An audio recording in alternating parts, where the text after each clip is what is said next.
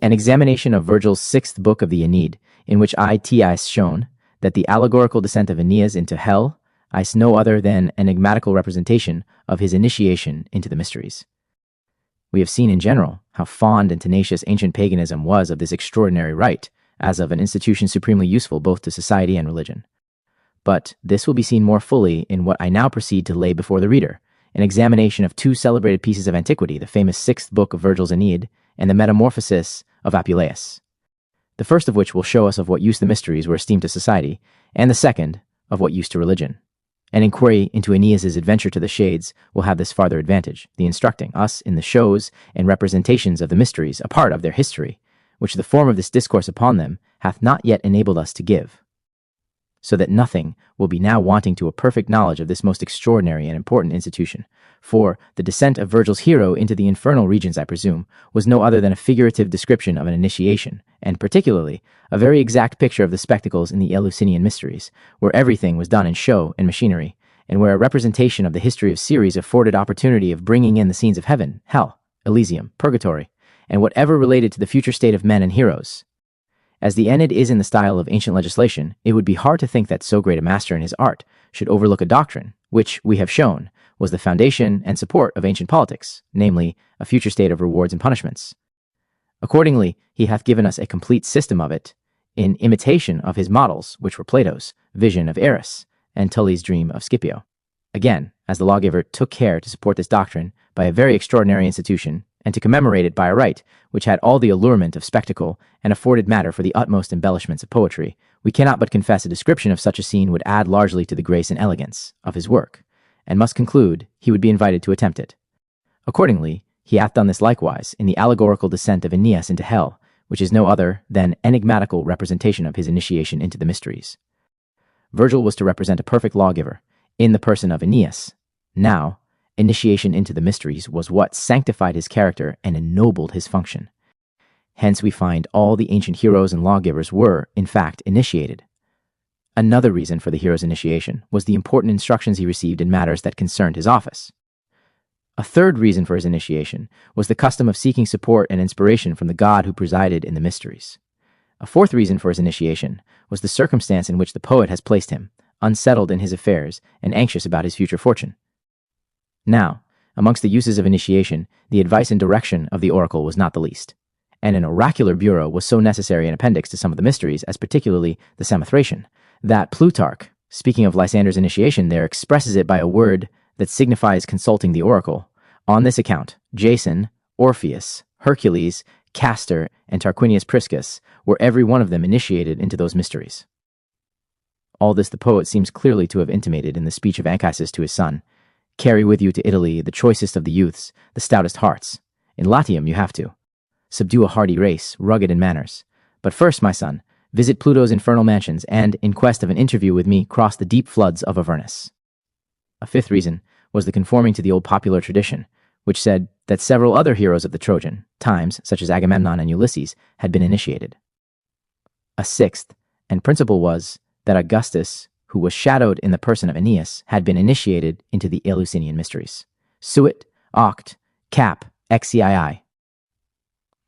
While the mysteries were confined to Egypt, their native country, and while the Grecian lawgivers went thither to be initiated, as a kind of designation to their office, the ceremony would be naturally described in terms highly allegorical.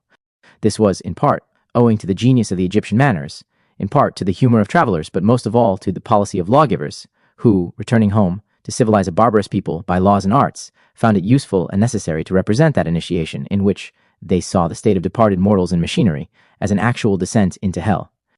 This way of speaking was used by Orpheus, Bacchus, and others, and continued even after the mysteries were introduced into Greece, as appears by the fables of Hercules, Castor, Pollux, and Theseus's descent into hell.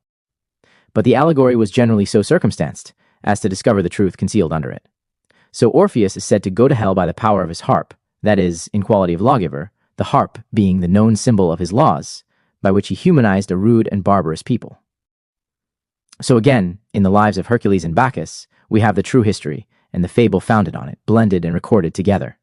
For we are told that they were in fact initiated into the Eleusinian mysteries, and that it was just before their descent into hell as an aid and security in that desperate undertaking, which, in plain speech, was no more than that they could not safely see the shows till they had been initiated. The same may be said of what is told us of Theseus's adventure. Near Eleusis there was a well, called Callichorus, and, adjoining to that, a stone, on which, as the tradition went, Ceres sat down, sad and weary, on her coming to Eleusis. Hence, the stone was named Aegilastus, the melancholy stone, on which account it was deemed unlawful for the initiated to sit thereon. For Ceres, wandering about in search of her daughter Proserpine, when she came to Eleusis, grew weary and sat down melancholy on the side of a well, so that, to this very day, it is unlawful for the initiated to sit down there, lest they, who are now become perfect, should seem to imitate her in her desolate condition. Now let us see what they tell us concerning Theseus's descent into hell. There is also a stone, says, a scholiast on Aristophanes, called by the Athenians Aegilastus, on which, they say, Theseus sat when he was meditating his descent into hell. Hence the stone had its name, or perhaps because Ceres sat there weeping when she sought Proserpine. All this seems plainly to intimate that the descent of Theseus was his entrance into the Eleusinian mysteries, which entrance, as we shall see hereafter, was a fraudulent intrusion. Both Euripides and Aristophanes seem to confirm our interpretation of these descents into hell. Euripides, in his Hercules Furens, brings the hero, just come from hell, to succor his family and destroy the tyrant Lycus. Juno, in revenge, persecutes him with the Furies, and he, in his transport, kills his wife and children, whom he mistakes for his enemies. When he comes to himself, he is comforted by his friend Theseus, who would excuse his excesses by the criminal examples of the gods, a consideration which, as I have observed above, greatly encouraged the people in their irregularities, and was therefore obviated in the mysteries by the detection of the vulgar errors of polytheism.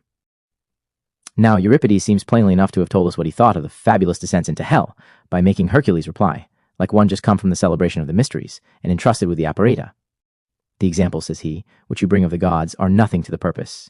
I cannot think them guilty of the crimes imputed to them. I cannot apprehend how one god can be the sovereign of another god. A god, who is truly so, stands in need of no one. Reject we then these idle fables which the poets teach concerning them, a secret which we must suppose Theseus had not yet learnt.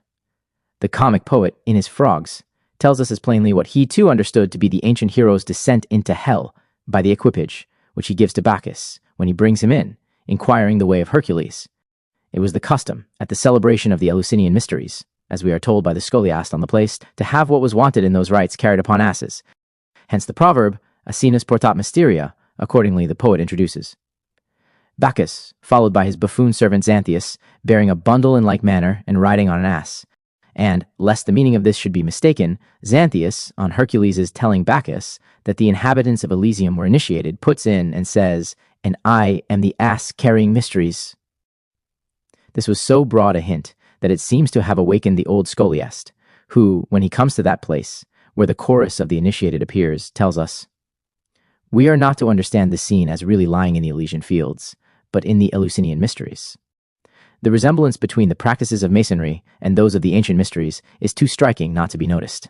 Here we have the chorus of the initiated. In masonry, we observe the apprentices, the fellow crafts, and the master mason's chorus or song, that is, songs adapted to each degree. Here then, as was the case in many other of the ancient fables, the pomp of expression betrayed willing posterity into the marvelous. But why need we wonder at this in the genius of more ancient times, which delighted to tell the commonest things, in a highly figurative manner, when a writer of so late an age as Apuleius, either in imitation of antiquity, or perhaps in compliance to the received phraseology of the mysteries, describes his initiation in the same manner. I approached to the confines of death, and having trod on the threshold of Proserpine, I returned from it, being carried through all the elements. At midnight I saw the sun shining with a splendid light, and I manifestly drew near to the gods beneath and the gods above, and proximately adored them. Thus, we see, Virgil was obliged to have his hero initiated, and that he had the authority of fabulous antiquity to call his initiation a descent into hell. And surely he made use of his advantages with great judgment, for such a fiction animates the relation, which, delivered out of allegory, had been too cold and flat for epic poetry. Had an old poem, under the name of Orpheus, entitled A Descent into Hell, been now extant, it would perhaps have shown us that no more was meant than Orpheus's initiation, and that the idea of this sixth book was taken from thence. But further, it was customary for the poets of the Augustan age to exercise themselves on the subject of the mysteries, as appears from Cicero, who desires Atticus, then in Athens, and initiated, to send to Chilius, a poet of eminence, an account of the Eleusinian mysteries in order, as it would seem, to insert into some poem he was then writing. Thus it appears that both the ancient and modern poets afforded Virgil a pattern for this famous episode. Even Servius saw thus far into Virgil's design, as to say, that many things were delivered according to the profound learning of the Egyptian theology. And we have shown that the doctrines taught in the mysteries were invented by that people. But though I say this was our poet's general design, I would not be supposed to think he followed no other guides. Several of the circumstances are borrowed from Homer, and several of the philosophic notions from Plato, some of which will be taken notice of in their place. The great manager in this affair is the Sibyl, and as a virgin, she sustains two principal and distinct parts, that of the inspired priestess, to pronounce the oracle, and that of Hierophant, to conduct the initiated through the whole celebration. This remark can apply only to the shows and representations of the lesser mysteries, at the conclusion of which the office of female Hierophant ends, if we can judge by the duty imposed upon the Sibyl by Virgil, as will appear further on. For as we have observed, the initiated had a guide or conductor, called Hierophantes, Mystagogos, indifferently of either sex, who was to instruct him in the preparatory ceremonies, and lead him through, and explain to him all the shows and representations of the mysteries. Hence Virgil calls the Sibyl Magna Sacerdos, and Dulcia comes, words of equivalent signification. And as the female mystagogue, as well as the male, was devoted to a single life, so was the Cumaean Sibyl, whom he calls Casta Sibylla. Another reason why a priestess is given to conduct him is because Proserpine presides in this whole affair. And the name of the priestess in the Eleusinian mysteries shows that she properly belonged to Proserpine, though she was called the priestess of Ceres. The ancients, says Porphyrius, called the priestesses of Ceres Melissae, as being the ministers or hierophants of the subterraneous goddess, and Proserpine herself, Melitodis. It was for this reason that these female hierophants were called Melissae, as is well observed by the shawl unpined, in Pyth, the bee being, among the ancients, the symbol of chastity. The bee, or rather beehive among the Masonic symbols, is considered an emblem of industry, for which there is probably some authority in antiquity. Quod nec concubitu indulgent, ensi corpora segnes in venerem solvant. The first instruction the priestess gives Aeneas is to search for the golden bough, sacred to Proserpine. Under this branch is concealed the wreath of myrtle with which the initiated were crowned at the celebration of the mysteries. The golden bough is said to be sacred to Proserpine, and so we are told was the myrtle. Proserpine only is mentioned all the way, partly because the initiation is described as an actual descent into hell, but principally because, when the rites of the mysteries were performed, Ceres and Proserpine were equally invoked, but when the shows were represented, then Proserpine alone presided. Now this book is a representation of the shows of the mysteries. The quality of this golden bough, with its lento vimine, admirably describes the tender branches of myrtle, but the reader may ask, why is this myrtle branch represented to be of gold? Not merely for the sake of the marvelous, he may be assured. A golden bough was literally part of the sacred equipage in the shows of the mysteries, for the branch which was sometimes wreathed into a crown and worn on the head was, at other times, carried in the hand. Clemens Alexandrinus tells us, from Dionysius Thrax the grammarian, that it was an Egyptian custom to hold a branch in the act of adoration. And of what kind these branches were, Apuleius tells us, in his description of a procession of the initiated in the mysteries of Isis. A third advanced, bearing a palm branch of thin gilt leaves, and also the mercurial caduceus. The golden branch, then, and the caduceus were related, and accordingly Virgil makes the former do the usual office of the latter in affording a free passage into the regions of the dead. Again, Apuleius, describing the fifth person in the procession, says, a fifth, a golden van full of golden boughs, so that a golden bough, we see, was an important implement and of a very complicated intention in the shows of the mysteries. Aeneas, having now possessed himself of the golden bough, a passport as necessary to his descent as a myrtle crown to initiation, he is then led to the opening of the descent. Here stood a cave profound and hideous, with a wide, yawning mouth, stony, fenced by a black lake and gloomy woods, and his reception is thus described. The ground beneath their feet began to rumble, the mountain tops to quake, and dogs were seen to howl through the shade of the woods at the approach of the goddess. How similar is all this to the fine description of the poet Claudian, where professedly and without disguise he speaks of the tremendous entry into these mystic rites. Now I see the shrines shake upon their tottering bases, and lightnings announcing the deity's approach shed a vivid glare around.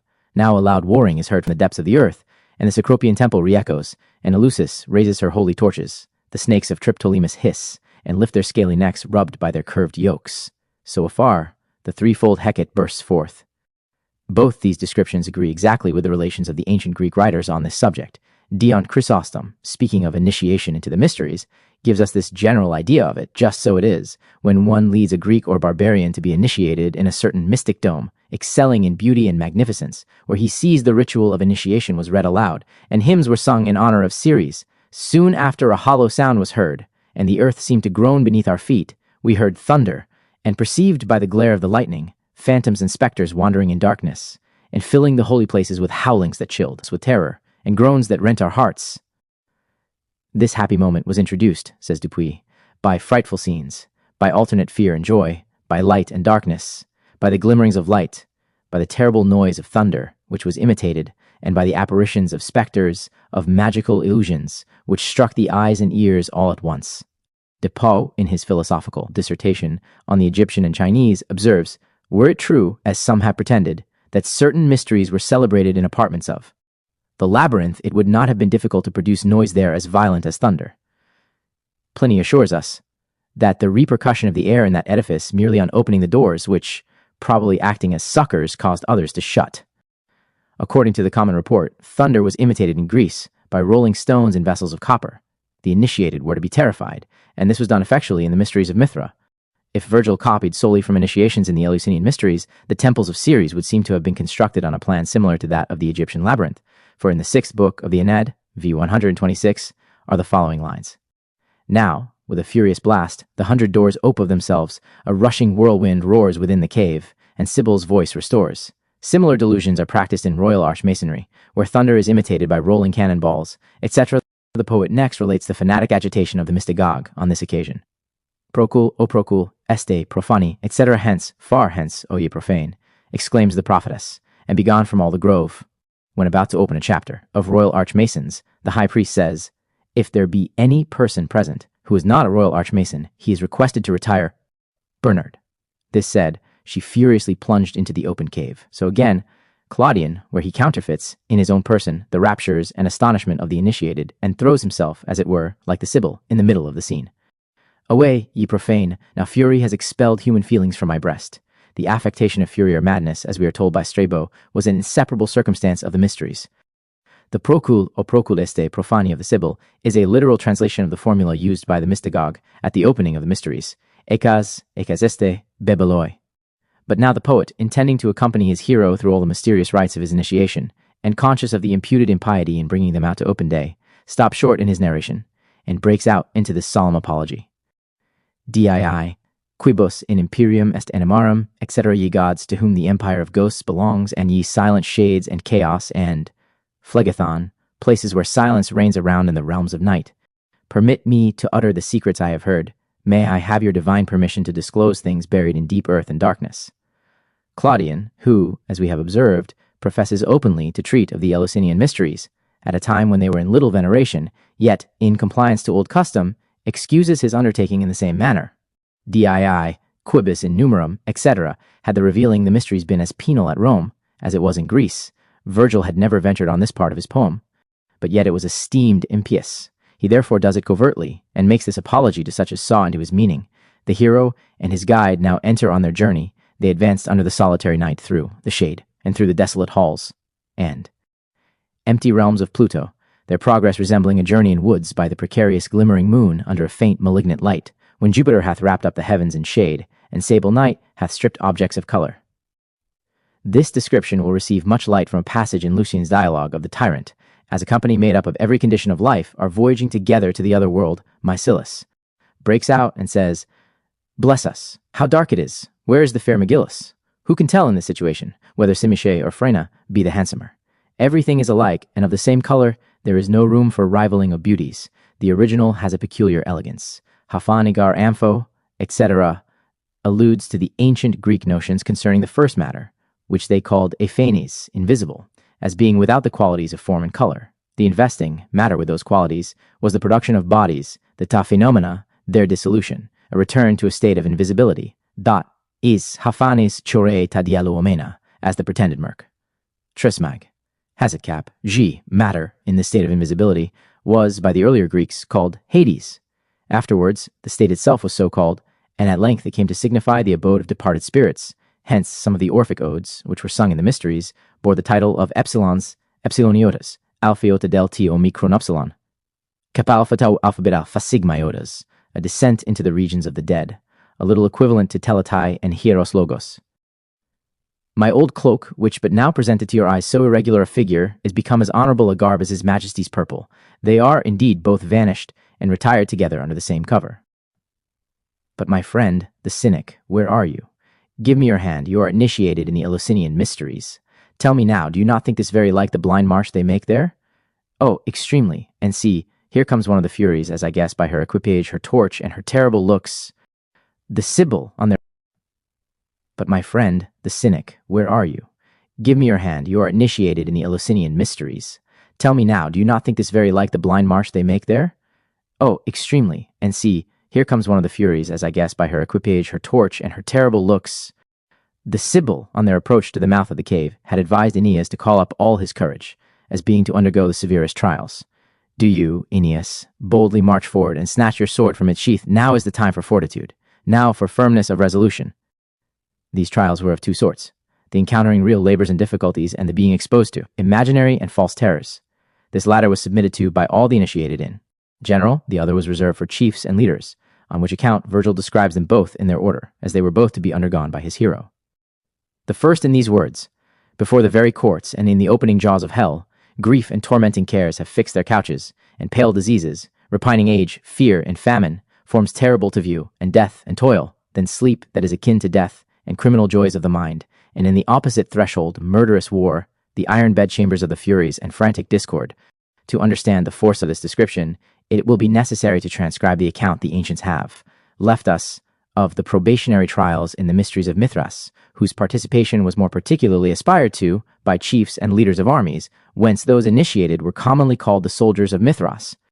No one, says Nonnus, could be initiated into these mysteries till he had passed gradually through the probationary labors, by which he was to acquire a certain apatheia and sanctity. There were 80 degrees of these labors, from less to greater, and when the aspirant has gone through them all, he is initiated.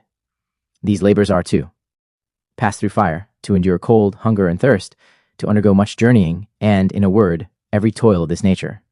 They exercise the candidates, says Dupuy in his Recherches sur les Initiations, many days, to cross by swimming a large extent of water. They threw them into it, and it was with great difficulty that they extricated themselves. They applied a sword and fire to their bodies, they made them pass over flames. The aspirants were often in considerable danger, and Pythagoras, we are told, nearly lost his life in the trials. In tracing the early connections of spectacles with the ceremonies of religion, Voltaire says, the truly grand tragedies, the imposing and terrible representations, were the sacred mysteries, which were celebrated in the greatest temples in the world, in presence of the initiated only. It was there that the habits, the decorations, the machinery were proper to the subject, and the subject was the present in future life. ENEID. Volney shows the origin of these ceremonies. The Egyptian says, Porphyry, employ every year a talisman in remembrance of the world. At the summer solstice, they mark their houses, flocks, and trees with red, supposing that on that day the whole world had been set on fire. It was also at the same period that they celebrated the Pyrrhic, or fire dance, and this illustrates the origin of purification by fire and water, for having denominated the Tropic of Cancer gate of heaven and of heat or celestial fire, and that of Capricorn, gate of deluge or of water, it was imagined that the spirits or souls who passed through these gates in their way to and from heaven were scorched or bathed, hence the baptism of Mithra, and the passage through the flames observed throughout the East long before Moses. Ruins, p. 238. Ancient masonry has slightly imitated these trials, particularly in the third and royal archdegrees. The Druids who established were perhaps fearful that by carrying the joke too far, their practices might come to the knowledge of the government, which would probably have led to the destruction of the order. For men whose professed object was merely to teach the mechanical art of masonry, to be engaged in the performance of such extravagances as were practiced in the ancient mysteries would certainly have alarmed even the initiated themselves, a great proportion of whom, who were carried no farther than the third degree, doubtless retained their attachment to the Christian religion. They knew not what was meant by the ceremonies. They were pleased, however, with the shows. But the inventors of modern degrees of the order, without any regard to religion, keeping, however, for the most part, within the pale of Christianity, have indulged their imaginations to an unbounded extent. They could have been influenced by no other motives than the pleasure of exercising their wit in experiments upon human credulity. The following specimens will show that the ancient models have served as the groundwork upon which the new superstructure has been reared, which, by the by, already extends 50 stories above the old fabric. In the degree called Chevalier de l'Orient, or Knight of the East, the master says to the junior general, cause Zerubbabel to undergo the 70 trials, which I reduce to 3, namely, first that of the body, second, that of his courage, third, that of his mind, after which perhaps he may merit the favor which he demands. The following is taken from the Abbé Beruel, but whose book, being replete with falsehoods against Masonry, renders the account justly entitled to suspicion. It relates to initiations, in the degree of Knight of Kadosh, or as the regenerated man. Adepts have told me that no physical art is spared, that there is no machinery, specters, terrors, etc., which are not employed to try the constancy of the candidate. We are told by Mr. Montjoy that the Duke of Orleans was obliged to ascend and then throw himself off a ladder, a deep cave, or rather precipice, whence a narrow tower rises to the summit of the lodge, having no avenue to it but by subterraneous passages. Replete with horror is the place where the candidate is abandoned to himself, tied hand and foot. In this situation, he finds himself raised from the ground by machines making the most frightful noise. He slowly ascends this dark vault, and then suddenly falls, as if he were not supported by anything. Thus mounting and falling alternately, he must carefully avoid showing any sign of fear. Perhaps, on account of the high rank of the Duke of Orleans, he was thought entitled to greater perils and trials than common men. Bernard gives this degree, and, although a ladder is required to be ascended, and the candidate is prohibited to return the same way, yet no such hazards as here related are spoken of. The description of the ceremonies in the degree of Knights of the White Eagle or Pelican, as reported to Carlyle, exceeds in terrors and awfulness even Barruel's account of those in the Knight of Kadosh. It must have been got up by persons intimately acquainted with the practices of the Holy Inquisition, particularly in regard to auto da fe. I will give a short extract from it. Second point of reception. The apartment for the preparation and for this reception is made as terrifying as possible to resemble the torments of hell. It has 7 chandeliers with grey burning flambeaux whose mouths represent death's heads with crossbones. The walls are hung with tapestry, painted with flames and figures of the damned. The door is opened by a brother appointed to guard it, to whom each gives the report of a perfect Mason and the password Emmanuel. The candidate is instructed to say, I am one of the brothers who seek the word lost by the aid of the new law and the 3 columns of masonry.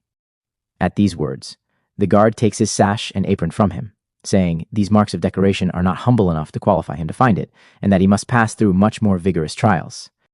He then covers him with a black cloth, so that he can see nothing, telling him that he must be conducted to the darkest of places, from which the word must come forth triumphant to the glory of masonry, and that he must abandon all self-confidence. In this condition, he is conducted into an apartment, in which there is a steep descent, up and down, which he is directed to travel, after which he is conducted to the door and the black cloth is removed. Before him stand 3 figures dressed as devils. He is then ordered to parade the room 3 times in memory of the mysterious descent into the dark places, which lasted 3 days.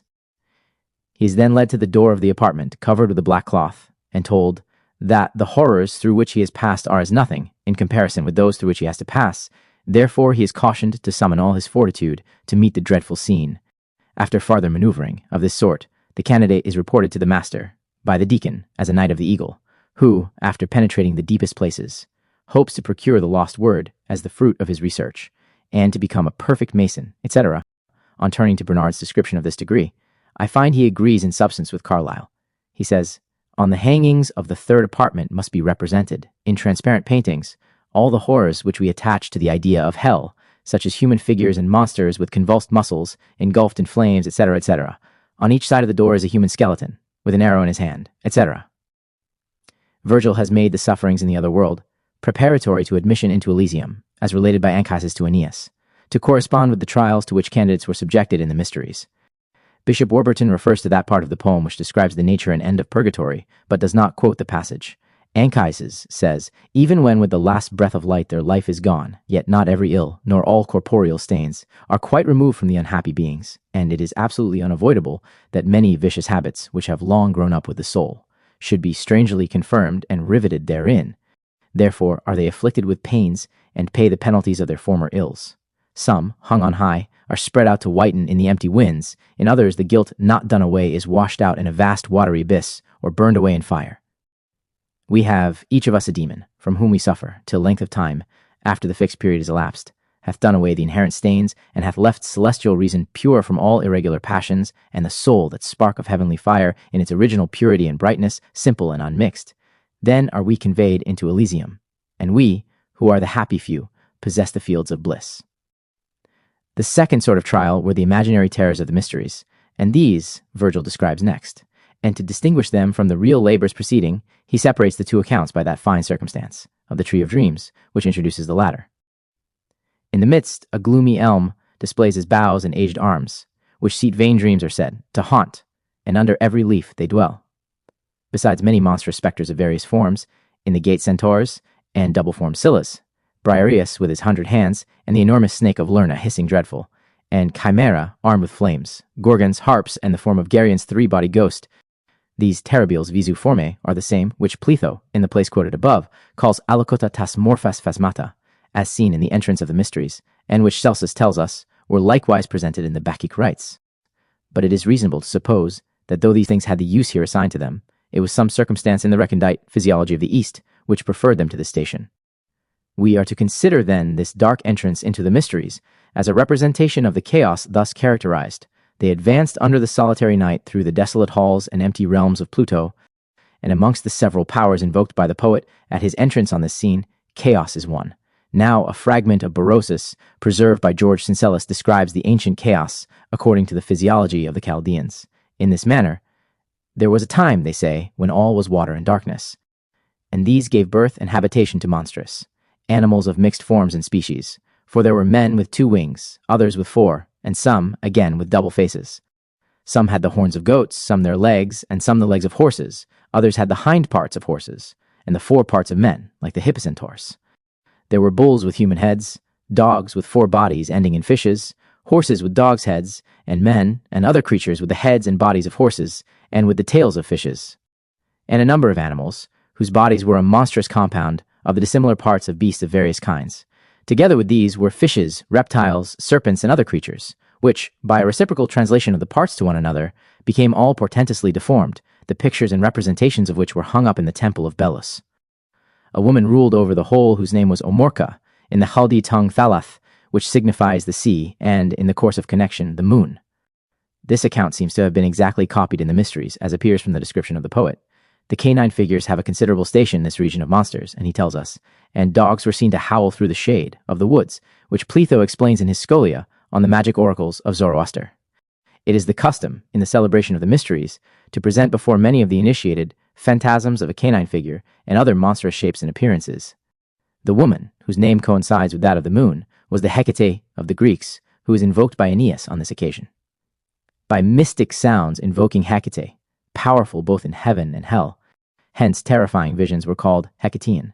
The ancients called Hecate Diva Triformis, and Scaliger observes that the word Thalath, which Syncellus or Berosus says was equivalent to the moon, signifies Tria. 154. And now we soon find the hero in a fright. Here Aeneas, disconcerted with sudden fear, grasps his sword, and presents the naked point to each approaching shade. With these affections, the ancients represent the initiated as possessed on his first entrance into these holy rites. Entering now into the mystic dome, he is filled with horror and amazement. He is seized with solicitude and a total perplexity. He is unable to move a step forward, and at a loss to find the entrance to that road which is to lead him to the place he aspires to till the prophet or conductor, laying open the vestibule of the temple to the same purpose proclus, as in the most holy mysteries, before the scene of the mystic visions, there is a terror infused over the minds of the initiated, so, etc. The adventurers come now to the banks of Cocytus. Aeneas is surprised at the crowd of ghosts which hover round it, and appear impatient for a passage. His guide tells him they are those who have not had the rites of sepulture performed to their manes, and so are doomed to wander up and down for 100 years before they be permitted to cross the river. We are not to think this old notion took its rise from the vulgar superstition. It was one of the wisest contrivances of ancient politics, and came originally from Egypt, the fountainhead of legislation.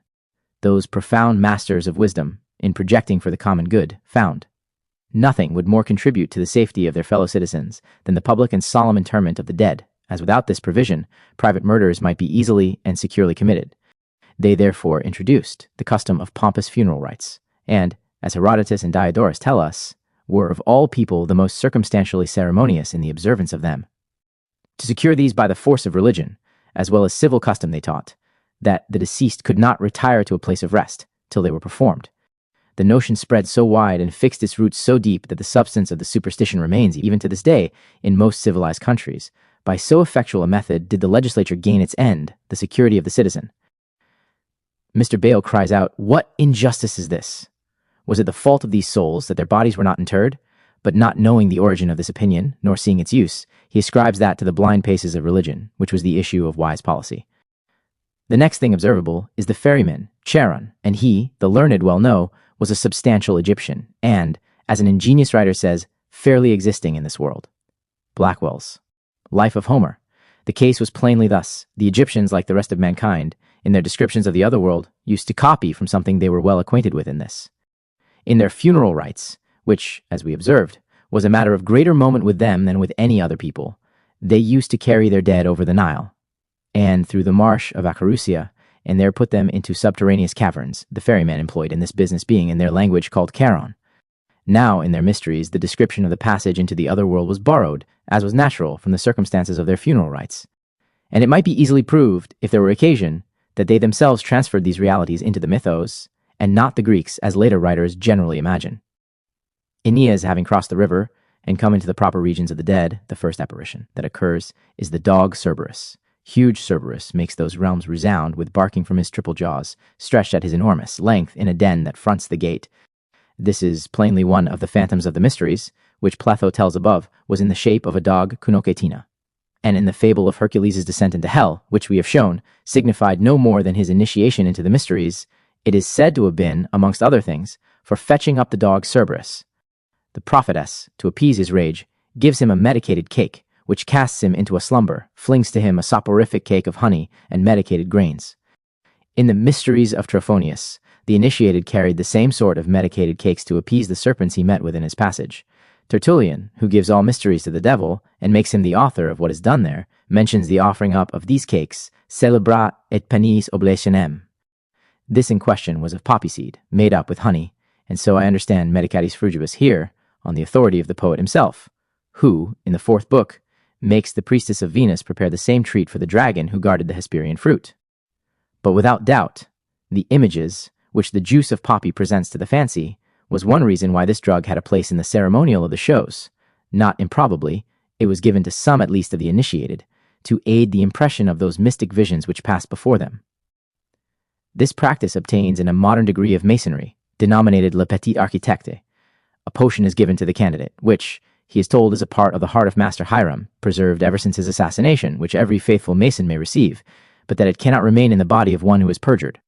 After the candidate has swallowed the dose, the master thus addresses him, "Brother, one thing you came here to learn is that you ought never to refuse to confess your faults. Obstinacy ought to be banished from the heart of every good mason."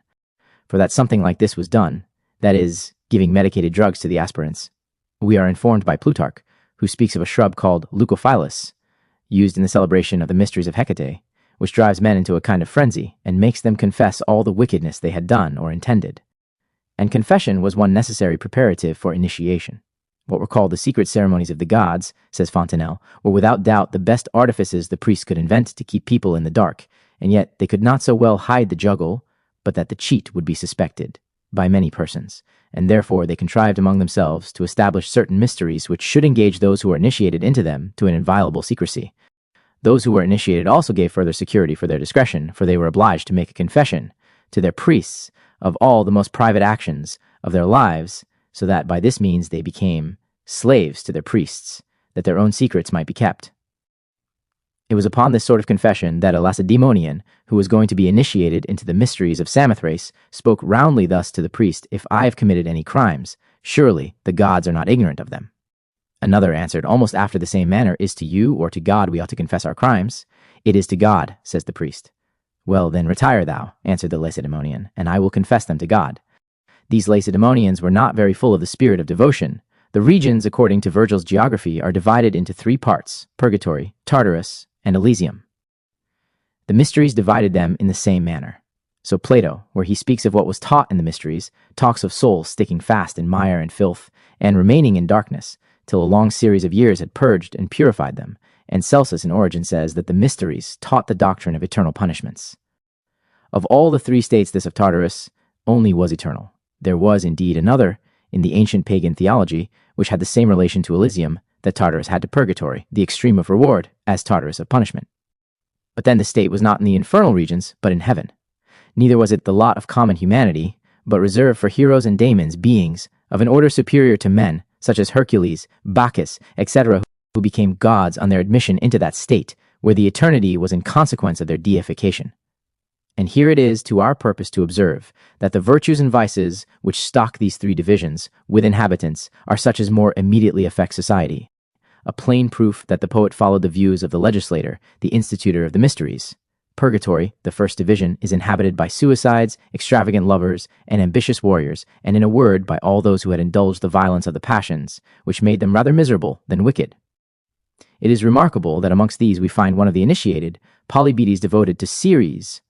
This was agreeable to the public doctrine of the mysteries, which taught that initiation with virtue procured men great advantages over others in a future state, but that without virtue it was of no service. Of all these disorders, the poet hath more distinctly marked out the misery of suicide.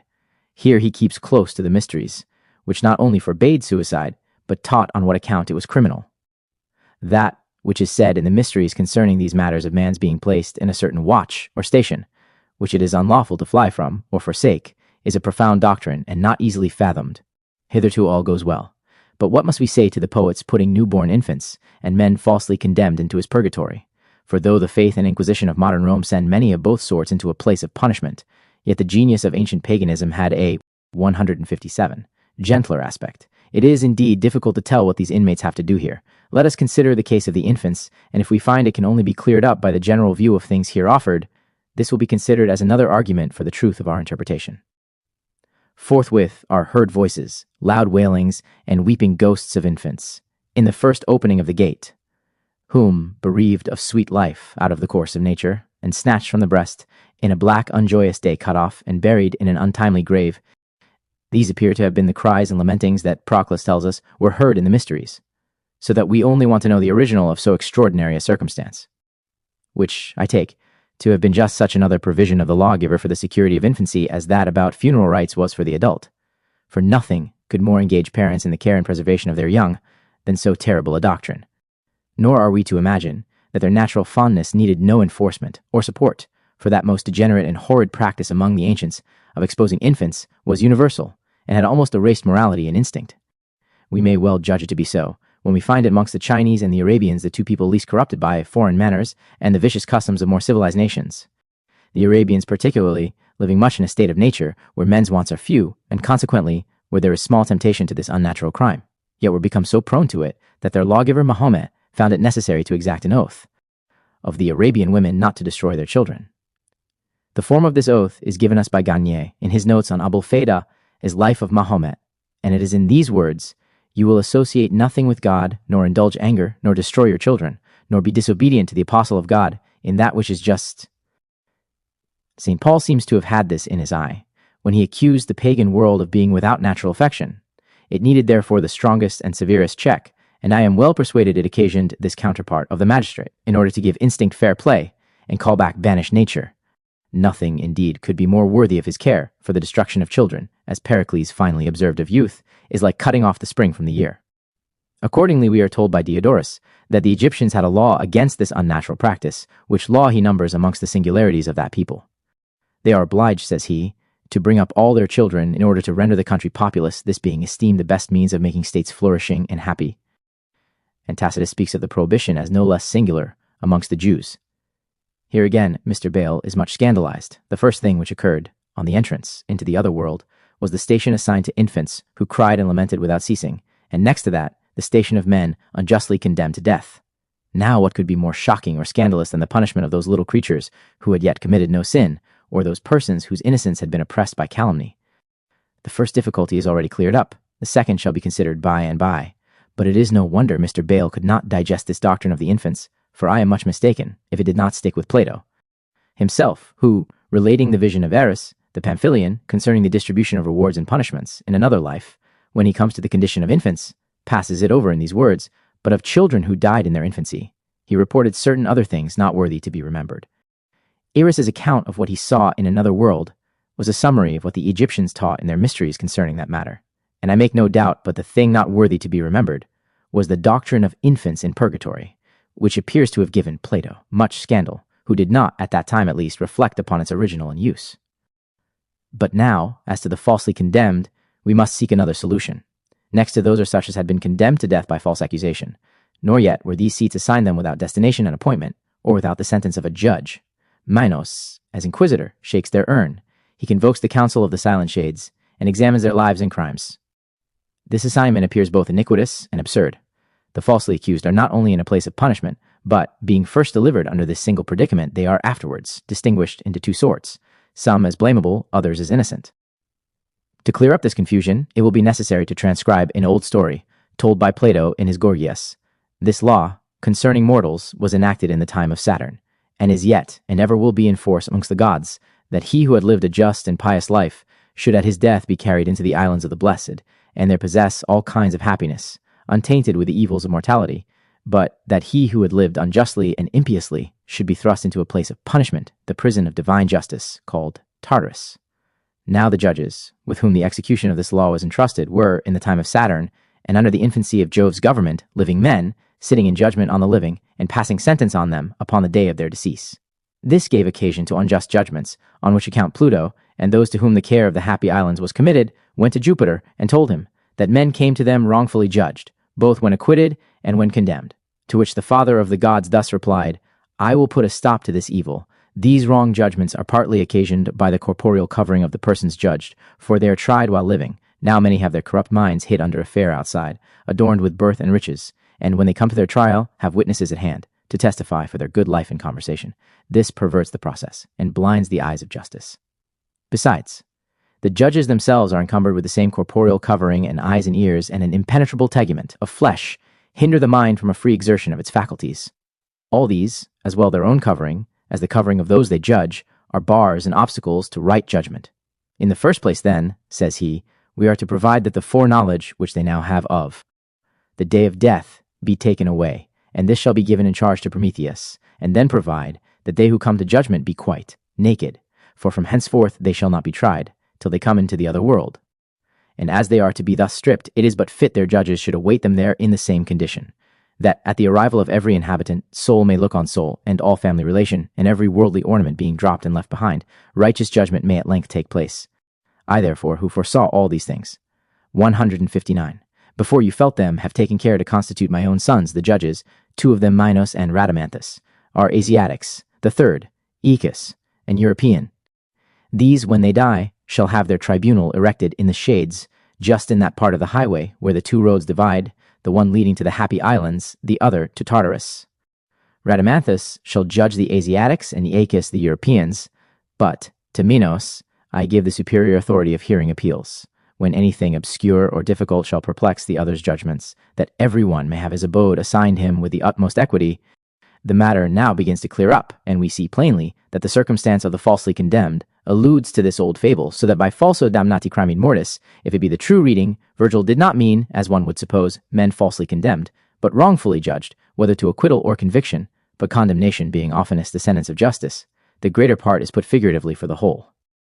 One difficulty remains, and that, to confess the truth, hath arisen rather from a mistake of Virgil than of his reader. We find these people yet unjudged, already fixed with other criminals in the assigned district of purgatory. But they are misplaced, through an oversight of the poet, which, had he lived to perfect the ENEID, he would probably have corrected. For the fable tells us they should be stationed on the borders of the three divisions, in that part of the high road that divides itself in two, which lead to Tartarus and Elysium, thus described by the poet.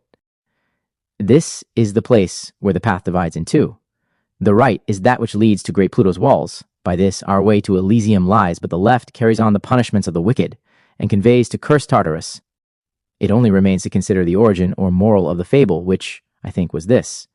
It was an Egyptian custom, as we are told by Diodorus Siculus, for judges to sit on every man's life at his interment to examine his past actions and to condemn and acquit according to the evidence before them. These judges were of the priesthood, and so it is probable, taught, like the priests of the Church of Rome, that their decrees were ratified in the other world. Partiality and corruption would, in time, pervert their sentence, and spite and favor prevail over justice. As this might scandalize the people, it would be found necessary to teach that the sentence which influenced everyone's final doom was reserved for a future judicature. However, the priest took care that all should not go out of his hands, and when he could be no longer judge, he contrived to find his account in turning evidence, as may be seen by the singular cast of this ancient inscription. I, Sextus Anicius Pontiff, certify that this man has lived honestly. May his soul rest in peace. Aeneas, having passed this first division, comes now on the confines of Tartarus and is instructed in what relates to the crimes and punishments of the inhabitants. It is remarkable that Aeneas is led through the regions of Purgatory and Elysium, but he only sees the sights of Tartarus at a distance, and this could not be otherwise in the shows of the mysteries, for very obvious reasons. Among the criminals destined to eternal punishment in this division are those who had sinned so secretly as to escape the ENEID version of the magistrate. And it was principally on account of such crimes that the legislator enforced the doctrine of a future state of punishment, the infringers of the duties of imperfect obligation, which civil laws cannot reach, such as those without natural affection to brothers, duty to parents, protection to clients, or charity to the poor. So the law of the 12 tables, patronus si clienti fraudem fecerit, ceseresto. The invaders and violators of the holy mysteries, held out in the person of Theseus, make the last class of offenders. There sits, and to eternity shall sit, the unhappy Theseus, and Phlegias, most wretched, is a monitor to all, and with loud voice proclaims through the shade, warned by my example, learn righteousness, and not to contemn the gods. The fable says that Theseus and his friend Pirithous formed a design to steal Proserpine from hell, but being taken in the fact, Pirithous was thrown to the dog Cerberus, and Theseus kept in chains, till he was delivered by Hercules, which without doubt means the death of one, and the imprisonment of the other, for their clandestine intrusion into the mysteries. We have already offered several reasons to show that the descent of Theseus into hell was a violation of the mysteries, to which we may add what the ancients tell us of the duration of his imprisonment, which was 4 years, the interim between the celebrations of the greater mysteries. But when Virgil comes to describe these shows, which were supposed to be a true representation of what was done and suffered in hell, Theseus is put among the damned, that being his station in the other world. This will remind the learned reader of a story told by Livy. The Athenians, says he, drew upon themselves a war with Philip on a very slight occasion and at a time when nothing remained of their ancient fortune but their high spirit. 2 young Acarnanians, during the days of initiation, themselves uninitiated and ignorant of all that related to that secret worship, entered the temple of Ceres along with the crowd. Their discourse soon betrayed them, as making some absurd inquiries into what they saw, so being brought before the president of the mysteries, although it was evident they had entered ignorantly and without design, they were put to death, as guilty of a most abominable crime. The office Theseus is put upon, of admonishing his hearers against impiety, could not sure be discharged in these shows, by anyone so well as by him who represented the violator of them. But the critics, unconscious of any such design, considered the task the poet has imposed on Theseus, of perpetually sounding in the ears of the damned this admonition. Warned by my example, learn righteousness, and not to contemn the gods, as a very impertinent employment. For though it was a sentence of great truth and dignity, it was preached to very little purpose amongst those to whom there was no room for pardon or remission. Even Scarron hath not neglected to urge this objection against it, and it must be owned that, according to the common ideas of Aeneas's descent into hell, the objection is not easily got over. Cette sentence est bonne et belle, mais on en fait quoi sert-elle? But suppose Virgil to be here relating the admonitory maxims delivered during the celebration of these mystic shows, and nothing could be more just or useful, for then the discourse was addressed to the vast multitude of living spectators.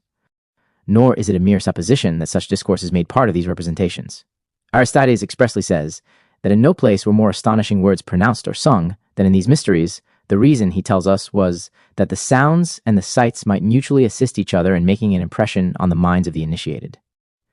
But from a passage in Pindar, I conclude that in these shows, from whence men took their ideas of the infernal regions, it was customary for each offender as he passed by, in machinery, to make an admonition against his own crime.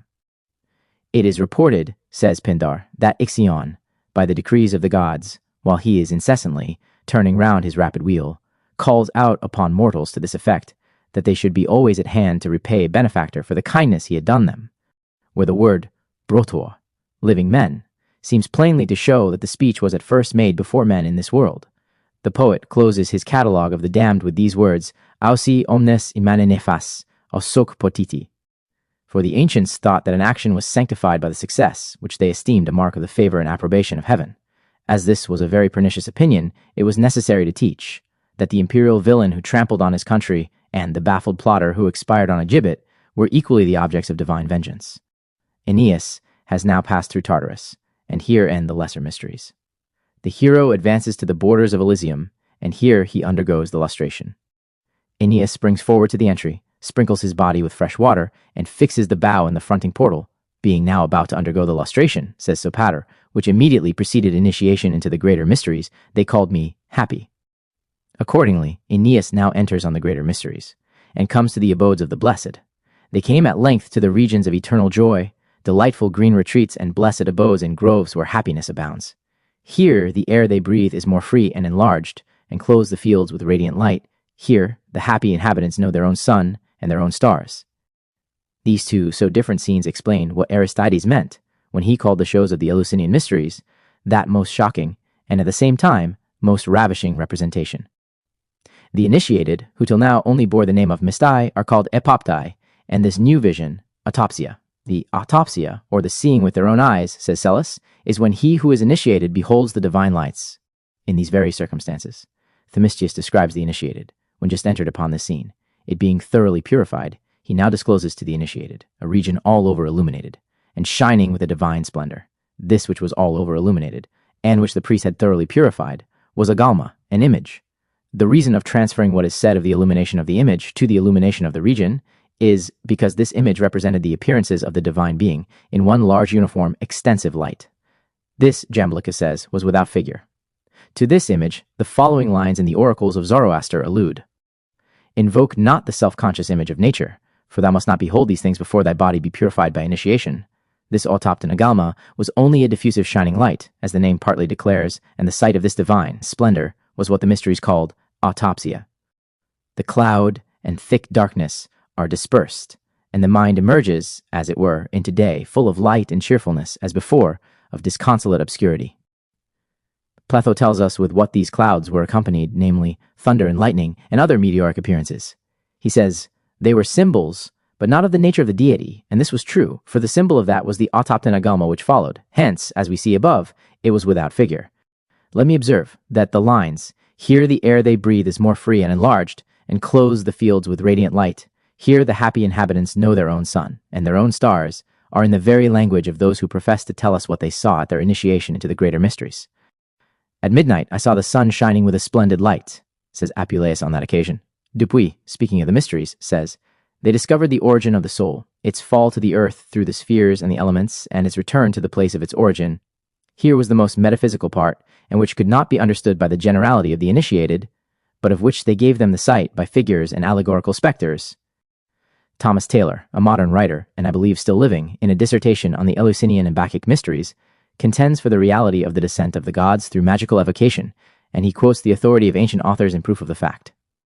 Mr. Taylor possesses great erudition, has translated the commentaries of Proclus, and the works of Jamblichus and Apuleius, is a thorough convert to the Platonic philosophy, and an enthusiastic admirer of the rites of Ceres and Bacchus, in the composition of which he says we may discern the traces of exalted wisdom and recondite theology, of a theology the most venerable for its antiquity, and the most admirable for its excellence and reality. Plato, says he, in the Phaedrus, thus describes the felicity of the virtuous soul prior to its descent, in a beautiful allusion to the arcane vision of the mysteries. But it was then lawful to survey the most splendid beauty, when we obtained together with that blessed choir this happy vision and contemplation. And we indeed enjoyed this blessed spectacle together with Jupiter, but others, in conjunction with some other god, at the same time being initiated in those mysteries, which it is lawful to call the most blessed of all mysteries. And these divine orgies were celebrated by us, while we possessed the proper integrity of our nature, and were freed from the molestations of evil which awaited us in a succeeding period of time. Likewise, in consequence of this divine initiation, we became spectators of entire, simple, immovable, and blessed visions, resident in a pure light, and were ourselves pure and immaculate, and liberated from this surrounding vestment, which we denominate body, and to which we are now bound like an oyster to its shell, upon this beautiful passage Proclus observes in Theol. Plat. Lib. 4. p. 193. That initiation and inspection are symbols of ineffable silence, and of union with mystical natures, through intelligible visions. Now, from all this, it may be inferred that the most sublime part of apoptia or inspection consisted in beholding the gods themselves, invested with a resplendent light, and that this was symbolical of those transporting visions which the virtuous soul will constantly enjoy in a future state, and of which it is able to gain some ravishing glimpses even while connected with the cumbrous vestment of the body. But that this was actually the case is evident from the following unequivocal testimony of Proclus in Plat. Repub. p. 380. In all initiations and mysteries, the gods exhibit many forms of themselves, and appear in a variety of shapes, and sometimes indeed, an unfigured light of themselves is held forth to the view, Sometimes this light is figured according to a human form, and sometimes it proceeds into a different shape. This doctrine, too, of divine appearances in the mysteries, is clearly confirmed by Plotinus, ENEID I, lib. 6, p. 55, and ENEID 9, lib. 6p. 700. And in short, that magical evocation formed a part of the sacerdotal office in the mysteries, and that this was universally believed by all antiquity, long before the era of the latter Platonists, is plain from the testimony of Hippocrates, or at least Democritus, in his treatise De Morbo, Sacro, p. 86. For speaking of those who attempt to cure this disease by magic, he observes, if they profess themselves able to draw down the moon, to obscure the sun, to produce stormy and pleasant weather, as likewise showers of rain and heats, and to render the sea and the earth barren, and to accomplish everything else of this kind, whether they derive this knowledge from the mysteries or from some other institution or meditation, they appear to me to be impious from the study of such concerns, from all which it is easy to see how egregiously Dr. Warburton was mistaken when in his divine legation he asserts that the light beheld in the mysteries was nothing more than an illuminated image which the priests had thoroughly purified. But he is likewise no less mistaken in transferring the injunction given in one of the magic oracles of Zoroaster to the business of the Eleusinian mysteries, and in perverting the meaning of the oracle's admonition. For thus the oracle speaks, "Invoke not the self-conspicuous image of nature, for you must not behold these things before your body has received the purification necessary to initiation," upon which he observes that the self-conspicuous image was only a diffusive shining light, as the name partly declares. But this is a piece of gross ignorance, from which he might have been freed by an attentive perusal of Proclus on the Timaeus of Plato, for in these truly divine commentaries we learn that the moon is the self-conspicuous image of fontal nature. In Tim, p. 260, theurgic magic is still adhered to by the Church of Rome and forms a part of the sacerdotal office, by which means it is believed that the real presence of the Savior is manifested in the Eucharist. Masonry adopts the same principle. In the Royal Archdegree, the autochthon agalma is exhibited in an illuminated bush. The candidate for initiation is ordered to put off his shoes, being told that the place where he stands is holy ground. In fact, one of the characters personates the deity and announces his actual appearance. The more we examine the pagan system of religion, the more shall we be convinced that the rites and ceremonies of Masonry, as well as those of the Catholic Church, are derived from that ancient institution. Virgil, by leaving his master and copying the amiable paintings of Elysium, as they were represented in the mysteries, hath artfully avoided a fault too justly objected to Homer, of giving so dark and joyless a landscape of the Fortunata Nemora, as could raise no desire or appetite for them. His favorite hero, himself, who possessed them, telling Ulysses that he had rather be a day laborer above than command in the regions of the dead. Such a representation defeats the very intent of the lawgiver, in propagating the doctrines of a future state. Nay, to mortify every excitement to noble actions, the Greek poet makes reputation, fame, and glory, the great spur of virtue in the pagan system, to be visionary and impertinent.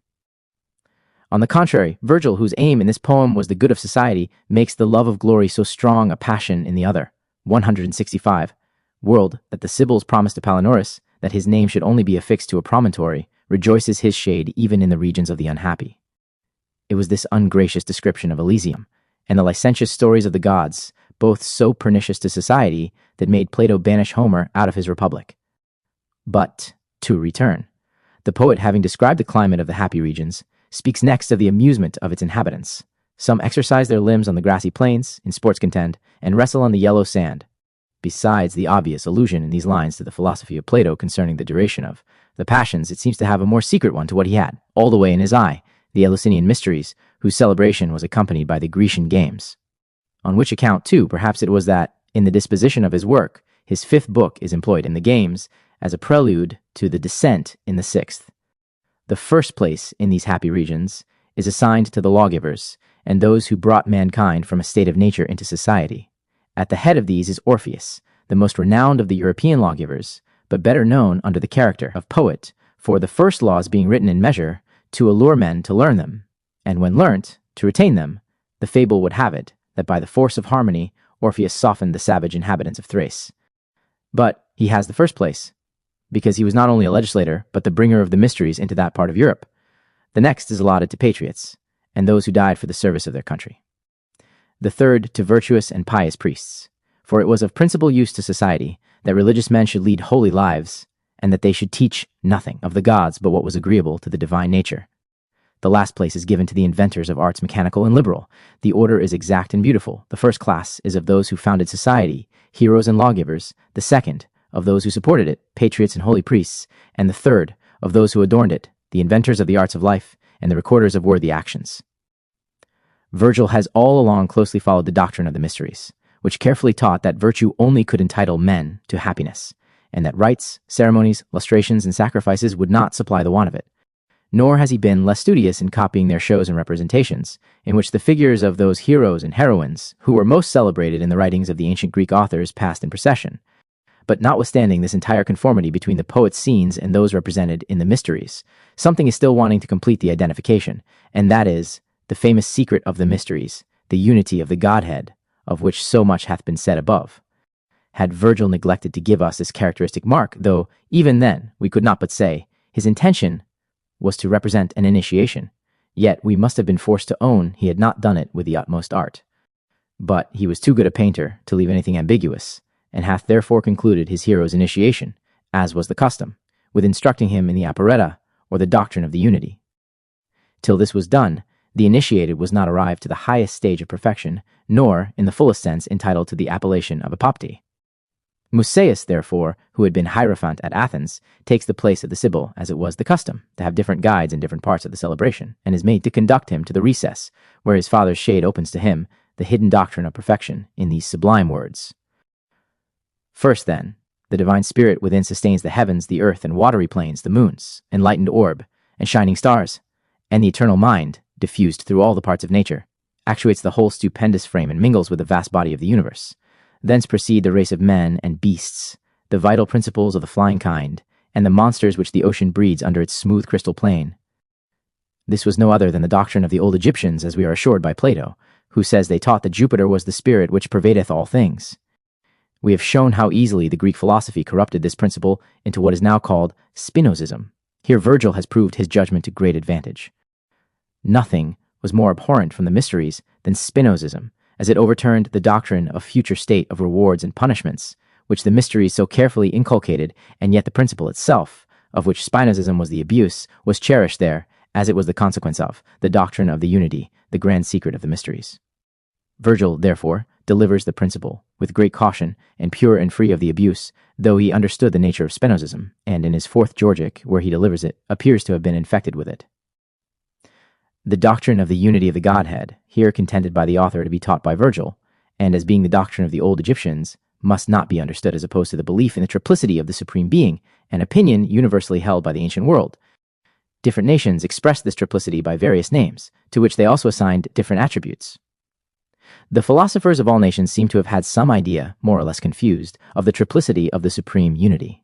Plato speaks of the three forms of the divinity, which he calls agathos, logos, and psyche, the sovereign good, which is the principle of deity, the intelligence, which drew the plan of the world, and the energy, which executed it. An erroneous assignment is here made by Ramsay of the attributes or powers of the persons composing this trinity. Agathos, the sovereign good, is the intelligence, which drew the plan of the world. Logos, or word, is the energy which executed it, and Psyche is but another name for Isis, indicating the productions of the earth, which gives a finish and beauty to the whole creation. This is agreeable to the Masonic Trinity, which is denominated wisdom, strength, and beauty. Fontenelle gives the following curious anecdote of a response from the oracle of Serapis. Thulus, a king of Egypt, who, as is said, gave the name of Thule to the isle now called Iceland, his empire reaching thither was of large extent, and being puffed up with pride, he went to the oracle of Serapis, and thus spake to it, Thou that art the god of fire, and who governest the curse of the heavens, tell me the truth. Was there ever, or will there ever be, one so puissant as myself? The oracle answered him thus, First God, then the Word and Spirit, all united in one, whose power can never end. Go hence immediately, O mortal, whose life is always uncertain. And Thulus at his going thence had his throat cut. History Oracles, p. 9, London, 1668. The Greek inscription on the great obelisk at Rome, says Chateaubriand, was to this effect, The mighty God, begotten of God, and the all-resplendent Apollo, the Spirit. The idea of the pagan trinity, according to Volney's opinion, was founded on the three modes of action of the sun, in the 3 seasons of the year. The sun thus chair assumed, I, says he, no other than the three-eyed Jupiter, I and man being expressed by the same word in most of the ancient languages of Asia. This is the origin of all the trinary systems subtilized by Pythagoras and Plato, and totally disfigured by their interpreters. Although innovations appear to have been introduced in the administration of the rites of the lesser mysteries, in Greece and Rome, particularly in the latter, Still, it does not appear that women, as our author supposes, were even admitted to participate in the celebrations of the greater mysteries, much less to act as hierophants to expound what were called the sacred secrets therein contained. This would have been too great a departure from the original, and moreover, exposed the secrets to too great hazard. In Egypt, the office of the priesthood is in every instance confined to the men. There are no priestesses in the service of male or female deities. And here it may be worthy of remark that the Freemasons have adhered closely to their prototype by the total exclusion of females from their order, 168. Women and children, as we have seen, were freely admitted to the trifling shows and representations of the lesser mysteries, and here, it seems, women sometimes took the lead and presided at the celebrations. Virgil has made this distinction as pointed as possible in the duties he assigns to the Sibyl. When she arrives inside of Elysium, where the greater mysteries commence, her command ceases, and she resigns her office to Musaeus. She was an utter stranger to the country, and applies to him for instruction. Aeneas, while under her guidance, could only view it at a distance, like Moses upon Mount Pisgah, the happy regions of the blessed. The chief beheld their chariots from afar, their shining arms, and coursers trained to war. Their lances fixed in earth, their steeds around, free from their harness, grazed the flowery ground. The love of horses which they had, alive, and care of chariots after death survive. Some cheerful souls were feasting on the plain. Some did the song, and some the choir, maintain, beneath a laurel shade where mighty Po mounts up to woods above and hides his head below. To these the Sibyl thus her speech addressed, and first to him surrounded by the rest. Say, happy souls, divine Musaeus, say, where lives Anchises and where lies our way? We sought the dark abode and crossed the bitter lake. To this the sacred poet thus replied, in no fixed place the happy souls reside. In groves we live, and lie on mossy beds, by crystal streams that murmur through the meads, but pass you easy hills, and thence descend. The path conducts you to your journey's end. This said, he led them up the mountain's brow, and shows them all the shining fields below. They wind the hill, and through the blissful meadows go. The mysteries did not teach the doctrine of the unity for mere speculation, but, as we said before, to obviate certain mischiefs of polytheism, and to support the belief of a providence. Now, as a future state of rewards and punishments did not quite remove the objections to its inequalities here, they added to it the doctrine of the metempsychosis, or the belief of a prior state. And this, likewise, our poet has been careful to record. For after having revealed the great secret of the unity, he goes on to speak of the metempsychosis, or transmigration, in this manner. 169. All these souls whom you see, after they have rolled away 1,000 years, are summoned forth by the god, in a great body to the river Lethe, to the intent that, losing memory of the past, they may revisit the upper regions, and again become willing to return into bodies, and thence takes occasion to explain the nature and use of purgatory, which, in his hero's passage through that region, had not been done. This affords him too an opportunity for that noble episode, the procession of the hero's posterity, which passes in review before him. And with this the scene closes. In attending the hero's progress through the 3 estates of the dead, we have shown, from some ancient author at almost every step, the exact conformity of his adventures to those of the initiated in the mysteries. We shall now collect these scattered lights to a point, which will, I am persuaded, throw such a luster on this interpretation, as to make the truth of it irresistible. To this purpose, I shall have nothing to do, but to transcribe a passage from an ancient writer, preserved, by Stabaeus, which professes to explain the exact conformity between death, or a real descent to the infernal regions, and initiation, where the representation of those regions was exhibited. His words are these: the mind is affected and agitated in death, just as it is in initiation into the grand mysteries. And word answers to word as well as thing to thing, for teleuton is to die, and telestai to be initiated. The first stage is nothing but errors and uncertainties, laborious wanderings, a rude and fearful march through night and darkness. And now, arrived on the verge of death and initiation, everything wears a dreadful aspect. It is all horror, trembling, and affrightment. But this scene once over, a miraculous and divine light displays itself, and shining plains and flowery meadows open on all hands before them. Here, they are entertained with hymns and dances, with the sublime doctrines of sacred knowledge, and with reverend and holy visions. And now become perfect and initiated, they are free, and no longer under restraints, but crowned, and triumphant, they walk up and down the regions of the blessed, converse with pure and holy men, and celebrate the sacred mysteries at pleasure.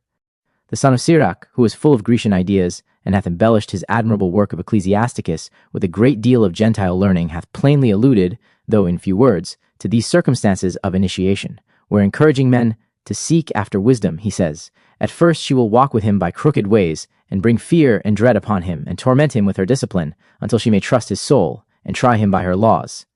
Then will she return the straight way unto him, and comfort him, and show him her secrets.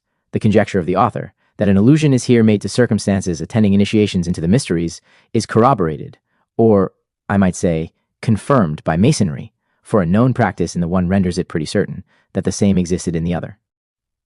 In the Royal Arch degree, after the candidates have taken the required oath, they are told that they were now obligated and received as Royal Arch Masons, but as this degree was infinitely more important than any of the preceding, it was necessary for them to pass through many trials and travel in rough and rugged ways to prove their fidelity before they could be entrusted with the more important secrets of this degree. They are further told that, though they could not discover the path they were to travel, they were under the direction of a faithful guide who would bring the blind by a way they know not, and lead them in paths they had not known, who would make darkness light before them and crooked things straight, who would do these things and not forsake them. Bernard. The progress finished, and everything over, Aeneas and his guide are led out again to the upper regions, through the ivory gate of dreams, a circumstance borrowed from Homer and very happily applied to this subject, for, as Euripides elegantly expresses it, a dream is the lesser mysteries of death. But, besides this of ivory, there was another of horn. Through the first issued false visions, and, through the latter, true. Servius, with the spirit of a rank grammarian, who seldom finds anything to stop at but a solecism in expression, says very readily, Volt autem intelligi, falsa esse omnia quae dixit. He would have you understand by this, that all he has been saying is false and groundless. Other critics give the same solution. Rueus, one of the best, may speak for them all. When, therefore, Virgil sends Aeneas forth through the ivory gate, he clearly indicates that whatever he has said in regard to the infernal regions is to be reckoned among the fables. This interpretation is strengthened by Virgil's being an Epicurean, and making the same conclusion in his second Georgic. Felix, qui potui cognoscere causas, atque metus omnes et inexorabile fatum subjessi pedibus, strepitunc acrontis avari. Foot all fear, inexorable fate, and the noise of greedy Acheron. But Virgil wrote, not for the amusement of women and children over a winter's fire, in the taste of the Milesian fables, but for the use of men and citizens, to instruct them in the duties of humanity and society. The purpose, therefore, of such a writer, when he treats of a future state, must be to make the doctrine interesting to his reader, and useful in civil life. Virgil hath done the first, by bringing his hero to it through the most perilous achievement, and the second, by appropriating the rewards and punishments of that state to virtue and to vice only. The truth is, the difficulty can never be gotten over, but by supposing the descent to signify an initiation into the mysteries. This will unriddle the enigma and restore the poet to himself. And if this was Virgil's meaning, it is to be presumed, he would give some private mark to ascertain it, for which no place was so proper as the conclusion. He has, therefore, with a beauty of invention peculiar to himself, made this fine improvement on Homer's story of the two gates, and imagining that of horn for true visions, and that of ivory for false, insinuates by the first the reality of another state, and by the second, the shadowy representations of it in the shows of the 172 mysteries, so that, not the things objected to Aeneas, but the scenes of them only, were false, as, they lay not in hell, but in the temple of Ceres. But though the visions which issued from the ivory gate were unsubstantial, as being only representative, yet I make no question, but the ivory gate itself was real. It appears, indeed, to be no other than that sumptuous door of the temple, through which the initiated came out, when the celebration was over. This temple was of an immense bigness. Ancient authors inform us that the festivals of Ceres sometimes brought to Eleusis 30,000 of the initiated, without including those who came only from motives of curiosity. These were not present at all the ceremonies. To the more secret, no doubt, were only admitted the small number of novices who every year received the last seal of initiation, and some of those who had received it long before. Behind the temple, on the western side, is still to be seen a terrace, cut in the rock itself, and raised 8 or 9 feet above the floor of the temple. Its length is about 270 feet, and its breadth in some places 44. At the northern end is to be seen the remains of a chapel, to go up into which there were several steps. I conjecture that on this terrace was exhibited the scenery, that it was divided lengthwise into 3 great galleries, the 2 first of which represented the region of trial, and that of the infernal shades, and the third, covered with earth, presented groves and meadows to the view of the initiated, who from thence went up into the chapel, where their eyes were dazzled by the splendor of the statue of the goddess. And now, having occasionally, and by parts only, said so much of these things, it will not be amiss, in conclusion, to give one general and concise idea of the whole. I suppose the substance of the celebration to be a kind of drama of the history of Ceres, which afforded opportunity to represent the 3 particulars, about which the mysteries were principally concerned. The rise and establishment of civil society, the doctrine of a future state of rewards and punishments, the error of polytheism, and the principle of the unity. But here let it be observed that the secrets of the mysteries were unfolded both by words and actions, of which Aristides, quoted above, gives the reason that so the sounds and sights might mutually assist each other in making an impression on the minds of the initiated. The error of polytheism, therefore, was as well exposed by the dark wanderings in the subterraneous passages through which the initiated began his course, as by the information given him by the Hierophant, and the truth of the unity, as strongly illustrated by the autopton agalma, the self-seen image, the diffusive shining light, as by the hymn of Orpheus, or the speech of Anchises. On the whole, if I be not greatly deceived, the view in which I place this famous episode not only clears up a number of difficulties inexplicable on any other scheme, but likewise ennobles, and gives a graceful finishing to the whole poem. For now, the episode is seen to be an essential part of the main subject, which is the erection of a civil policy and a religion. For custom had made initiation into the mysteries a necessary preparative to that arduous undertaking. To conclude, the principles here assumed in explaining this famous poetical fiction are, I presume, such as give solidity as well as light to what is deduced from them, and are, perhaps, the only principles from which anything reasonable can be deduced in a piece of criticism of this nature. For from what I have shown was taught and represented in the mysteries, I infer that Aeneas's descent into hell signifies an initiation, because of the exact conformity, in all circumstances, between what Virgil relates of his hero's adventure and what antiquity delivers. The view taken by Bishop Warburton of the purport of the 6th book of the ENEID was new and calculated to excite the deep attention of the learned world. Accordingly, various opinions were entertained for and against the correctness of the position assumed by him. Among the critics who entered the lists in opposition to the author was the celebrated historian Gibbon, and this, he says, was his first publication in English. His remarks on the subject are contained in the 3rd volume of his miscellaneous work, which he introduces as follows. The allegorical interpretation which the Bishop of Gloucester has given of the 6th book of the ENEID seems to have been very favorably received by the public. Many writers, both at home and abroad, have mentioned it with approbation, or at least with esteem, and I have more than once heard it alleged in the conversation of scholars as an ingenious improvement on the plain and obvious sense of Virgil. As such, it is not undeserving the notice of a candid critic, nor can the inquiry be void of entertainment, whilst Virgil is our constant theme. I shall readily allow, what I believe may in general be true, that the mysteries exhibited a theatrical representation of all that was believed or imagined of the lower world, that the aspirant was conducted through the mimic scenes of Erebus, Tartarus, and Elysium, and that a warm enthusiast, in describing these awful spectacles, might express himself as if he had actually visited the infernal regions. It is not surprising that the copy was like the original, but it still remains undetermined whether Virgil intended to describe the original or the copy. If the copy was a true representation of the original, of what consequence is it which the poet took as a sampler? But, as it was more easy to procure a correct description of the spectacles exhibited in the temple of the Eleusinian series than of what takes place in the regions below, it is most probable Virgil chose the former. Besides, it may be remarked that the description of the infernal regions was doubtless first matured in the mysteries. No author, it is presumed, had before their establishment ever given anything like a detailed account of such place.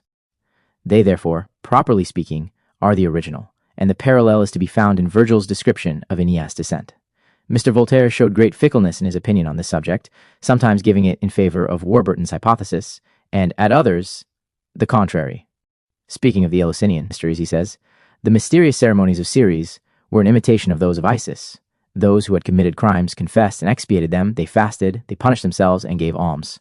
All the ceremonies were held secret under the religious sanction of an oath, to render them more venerable. The mysteries were celebrated in the night to inspire a holy horror. They represented a kind of tragedy, in which the spectacle exposed to view the happiness of the just and the torments of the wicked. The greatest men of antiquity, the Platos, the Ciceros, have eulogized these mysteries, which had not then degenerated from their primitive purity. Very learned men have supposed that the 6th book of the ENEID was a description of what passed. In these secret and celebrated shows, again, he says, the 6th book of the ENEID is only a description of the mysteries of Isis and the Eleusinian series. He afterwards recants this opinion and says, I think I see a description of the Eleusinian series in Claudian's poem on the rape of Proserpine much clearer than I can see any in the 6th book of the ENEID.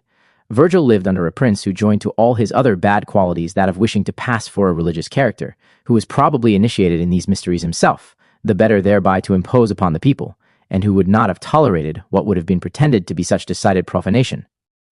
Why Augustus was the hero of the poem, it was for his honor and glory that the poet labored. He was, says our author, shadowed in the person of Aeneas, and would not, therefore, probably have been very scrupulous about a vague exposition of the mysteries, while attended to his own glorification. Claudian professes openly to treat of the Eleusinian mysteries. At a time when they were in little veneration, it is not strange, therefore, that Mr. Voltaire should see a description of the Eleusinian series in Claudian's poem much clearer than in the sixth book of the ENEID, the author of which evidently not intending that his object should be generally known. Voltaire seems frequently to have written offhand without subjecting himself to the trouble of rigid scrutiny, and indeed, he wrote so much, and upon such a variety of topics, that it would appear impossible that he should bestow strict attention to them all. In the present case, his first impressions appear to have been founded on the opinions of the learned men he alludes to, and he probably adopted a contrary belief in like manner, without an attentive examination of the subject. Bishop Warburton was probably occupied many years in the composition of his learned work. He had thoroughly studied the subject, and it is confidently believed that this application of the sixth book of the ENEID to the mysteries will stand the test of the most severe criticism. The Abbé Barthélemy, in an article on the mysteries, in his Travels of Anacharsis, quotes the ENEID in a description of them, as if no question then existed in regard to Virgil's views. Chapter 4th. The Metamorphosis of Apuleius, and the Amour of Cupid and Psyche. Thus far concerning the use of the mysteries to society, how essential they were esteemed to religion, we may understand by the Metamorphosis of Apuleius, a book, indeed, which from its very first appearance hath passed for a trivial fable. Capitolinus, in the Life of Clodius Albinus, where he speaks of that kind of tales which disconcert the gravity of philosophers, tells us that Severus could not bear with patience the honors the Senate had conferred on Albinus, especially their distinguishing him with the title of learned, who was grown old in the study of old wives' fables such as the Milesian Punic tales of his countryman and favorite Apuleius. The writer of the Metamorphosis, however, was one of the gravest and most virtuous, as well as most learned philosophers of his age. Albinus appears to have gone further into the true character of this work than his rival Severus. And if we may believe Marcus Aurelius, who calls Albinus a man of experience, of demure life, and grave morals, he was not a man to be taken with such trifling amusements as Milesian fables. His fondness, therefore, for the Metamorphosis of Apuleius shows that he considered it in another light, and who so likely to be let into the author's true design, as Albinus, who lived very near his time, and was of Adramyttum in the neighborhood of Carthage, where Apuleius sojourned and studied, and was distinguished with public honors. The work is indeed of a different character from what some ancients have represented it, and even from what modern critics have pretended to discover of it. Those ancients, who stuck in the outside, considered it, without refinement, as an idle fable. The moderns, who could not reconcile a work of that nature to the gravity of the author's character, have supposed it a thing of more importance, and no less than a general satire on the vices of those times. But this is far short of the matter.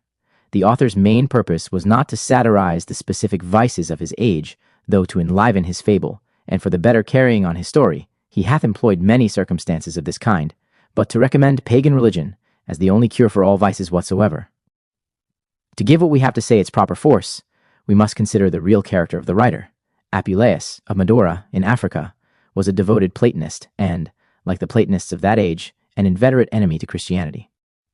His zeal for the honor of philosophy is seen in that solemn affirmation, when convened before a court of justice, I have never derogated aught from the honor of philosophy, which is more precious to me than life.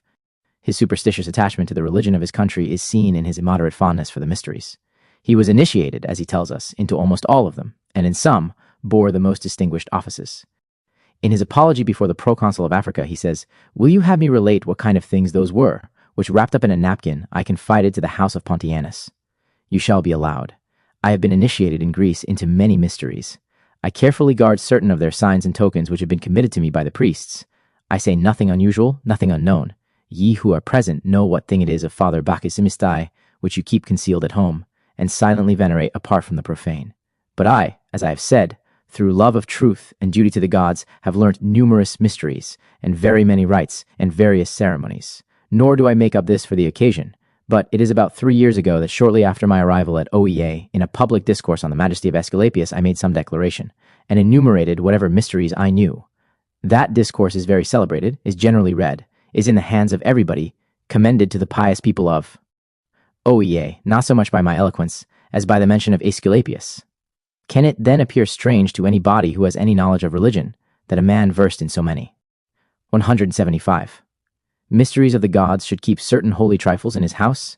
I am accustomed wherever I go to take with me the image of some god packed up among my books, and on festivals to worship it with incense and wine, and sometimes with sacrifices.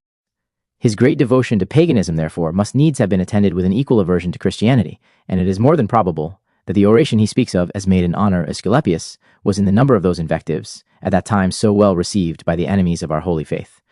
For, not to insist on the success of his oration, which, he tells us, was in every body's hands, a thing common to discourses on subjects that engage the public attention, but rarely the fortune of such stale ware as panegyrics on a god long worn into an establishment.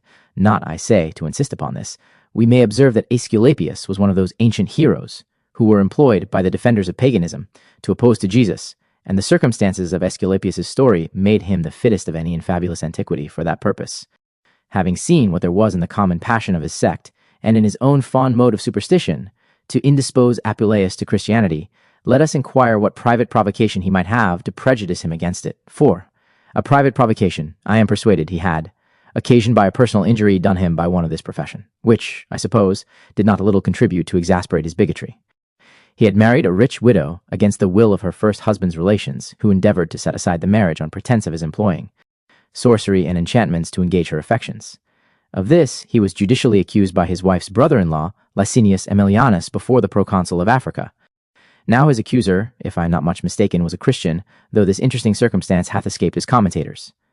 Now, irreligion and atheism, we know, was the name Christianity at that time went by, for having dared to renounce the whole family of the Gentile gods in a lump.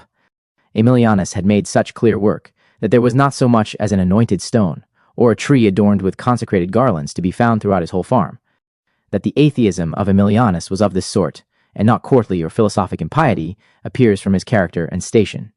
He was neither a fine gentleman or a profound inquirer into nature, characters indeed which are sometimes found to be above religion, but a more rustic in his life and manners.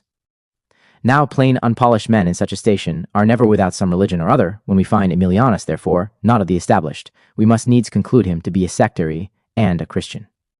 His neglect of his country gods was not a mere negative affront of forgetfulness. He gloried in being their despiser, and took kindly to the name of Mezentius as a title of honor, which I would consider as a further mark of a Christian convict.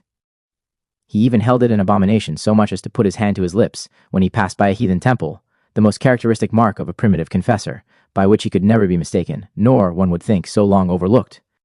The aversion, therefore, which Apuleius had contracted to his Christian accuser, and we see, by his apology, it was in no ordinary degree, would without doubt increase his prejudice to that.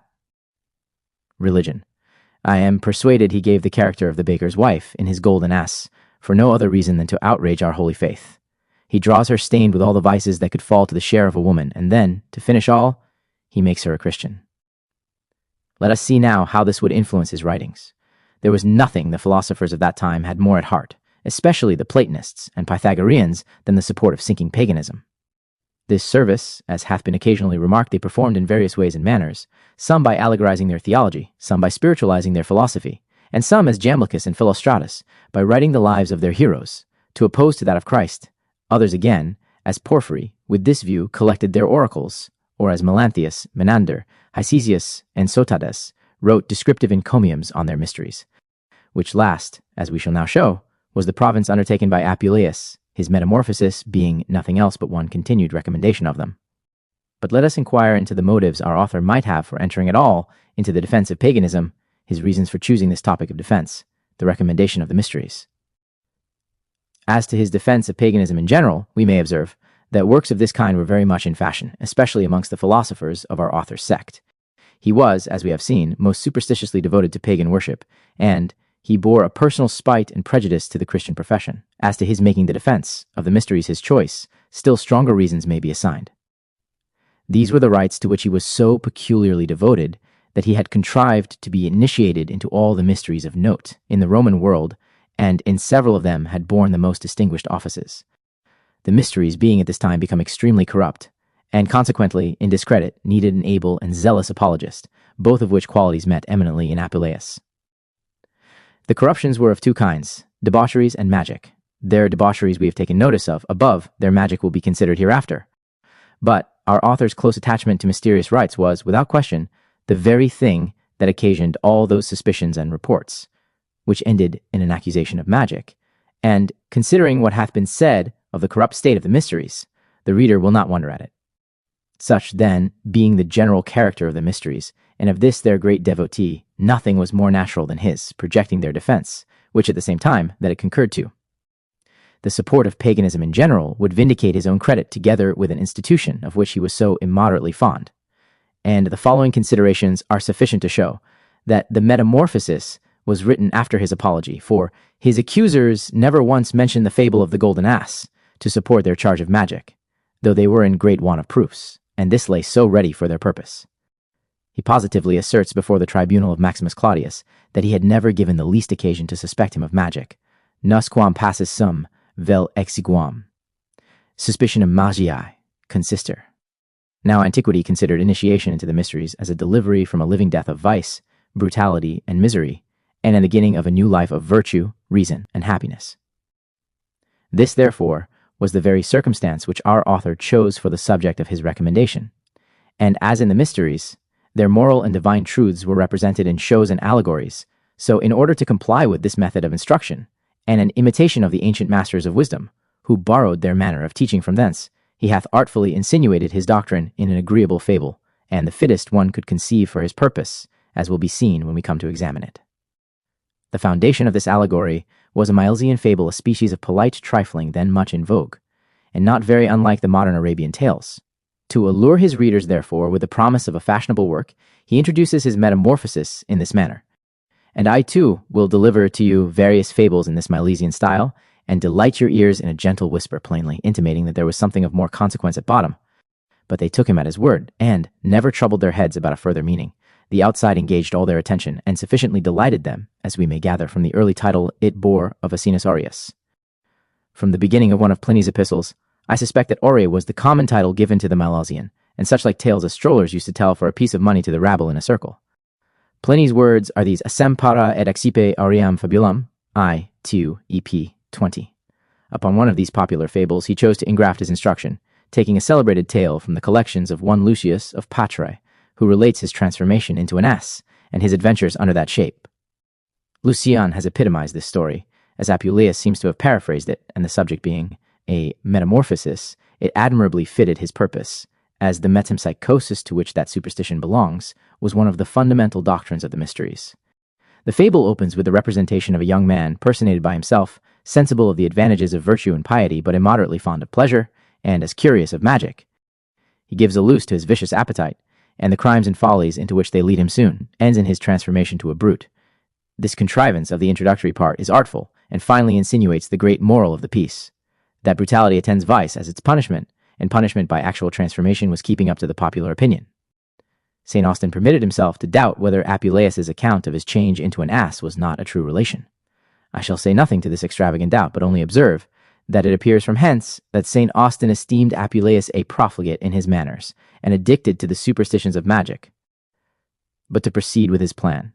Having now shown himself thoroughly brutalized by his crimes, he goes on to represent at large the miseries of that condition, in a long detail of his misadventures, in the course of which he fell, by turns, under the dominion of every vicious passion, though the incidents are chiefly confined to the mischiefs of unlawful love, and this, with much judgment, as one of the principal ends of the mysteries was to curb and subdue this inordinance, which brings more general and lasting misery upon mankind than all the other.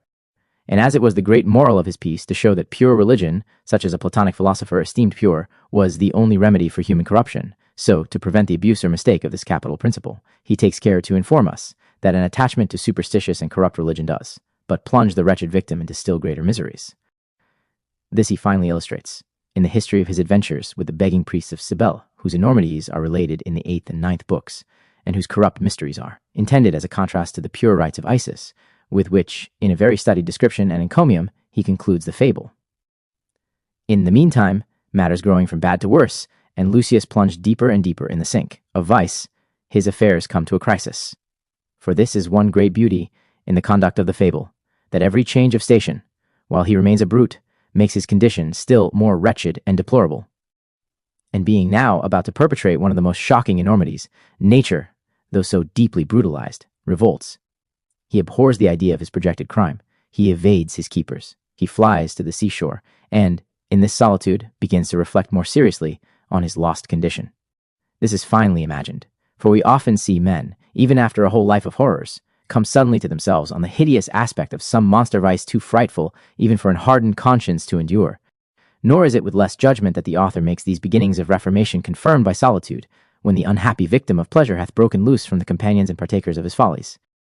And now, a more intimate acquaintance of his hopeless state obliges him to fly to heaven for relief. The moon is in full splendor, and the awful silence of the night inspires him with sentiments of religion.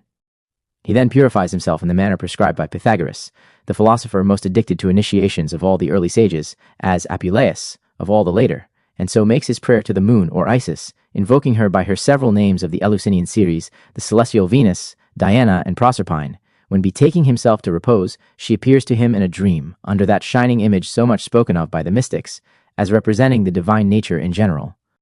Artemidorus says that for a man to dream that Ceres Proserpine or Bacchus appears to him betokens some extraordinary good fortune to happen to him. This popular divination by dreams was apparently founded on the common opinion of the advantages attending initiation into the mysteries.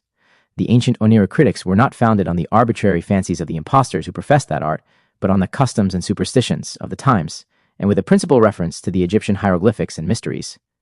These several symbolic attributes, the lucid round, the snakes, the ears of corn, and the sistrum, represent the tutelar deities of the Hecatian, Bacchic, Eleusinian, and Isiac mysteries. That is, the mystic rites in general, for whose sake the allegory was invented, as the black palla in which she is wrapped, embroidered with a silver moon and stars, denotes the time in which the mysteries were celebrated, namely in the dead of night, which was so constant and inseparable a circumstance that the author calls initiation noctis societas. Masonic meetings are nocturnal, and the aprons of the fraternity are generally ornamented with figures of the sun, moon, and 7 stars, or planets, which shows that the principal design of the institution was something very different from the mechanical occupation of masonry. They show, indeed, that it was founded on Sabiism, the worship of the stars. Behold, Lucius, I, moved by thy prayers, am present with thee. I, who am nature, the parent of things, the queen of all the elements, the primordial progeny of ages, the suprema divinities, the sovereign spiritia dead, a first celestials, and the uniform resemblance of gods and goddesses. I who rule by my nod the luminous summits of the heavens, the salubrious breezes of the sea, and the deplorable silences of the realms beneath, and whose one divinity the whole orb of the earth venerates under a manifold form by different rites, and a variety of appellations. Hence, the primogenial Phrygians call me Pessinuntica, the mother of the gods, the Attic Aborigines, Cecropian Minerva, the floating Cyprians, Paphian Venus, the arrow-bearing Cretans, Diana Dictina, the 3-tongued Sicilians, Stygian Proserpine, and the Eleusinians, the ancient goddess Ceres. Some also call me Juno, others Bellona, others Hecate, and others Rhamnusia, and those who are illuminated by the incipient rays of that divinity, the sun, when he rises, viz. The Ethiopians, the Ari, and Egyptians skilled in ancient learning, worshipping me by ceremonies perfectly appropriate, call me by my true name, Queen Isis. This was exactly adapted to the design of the mysteries, and preparatory to the communication of the apparatus.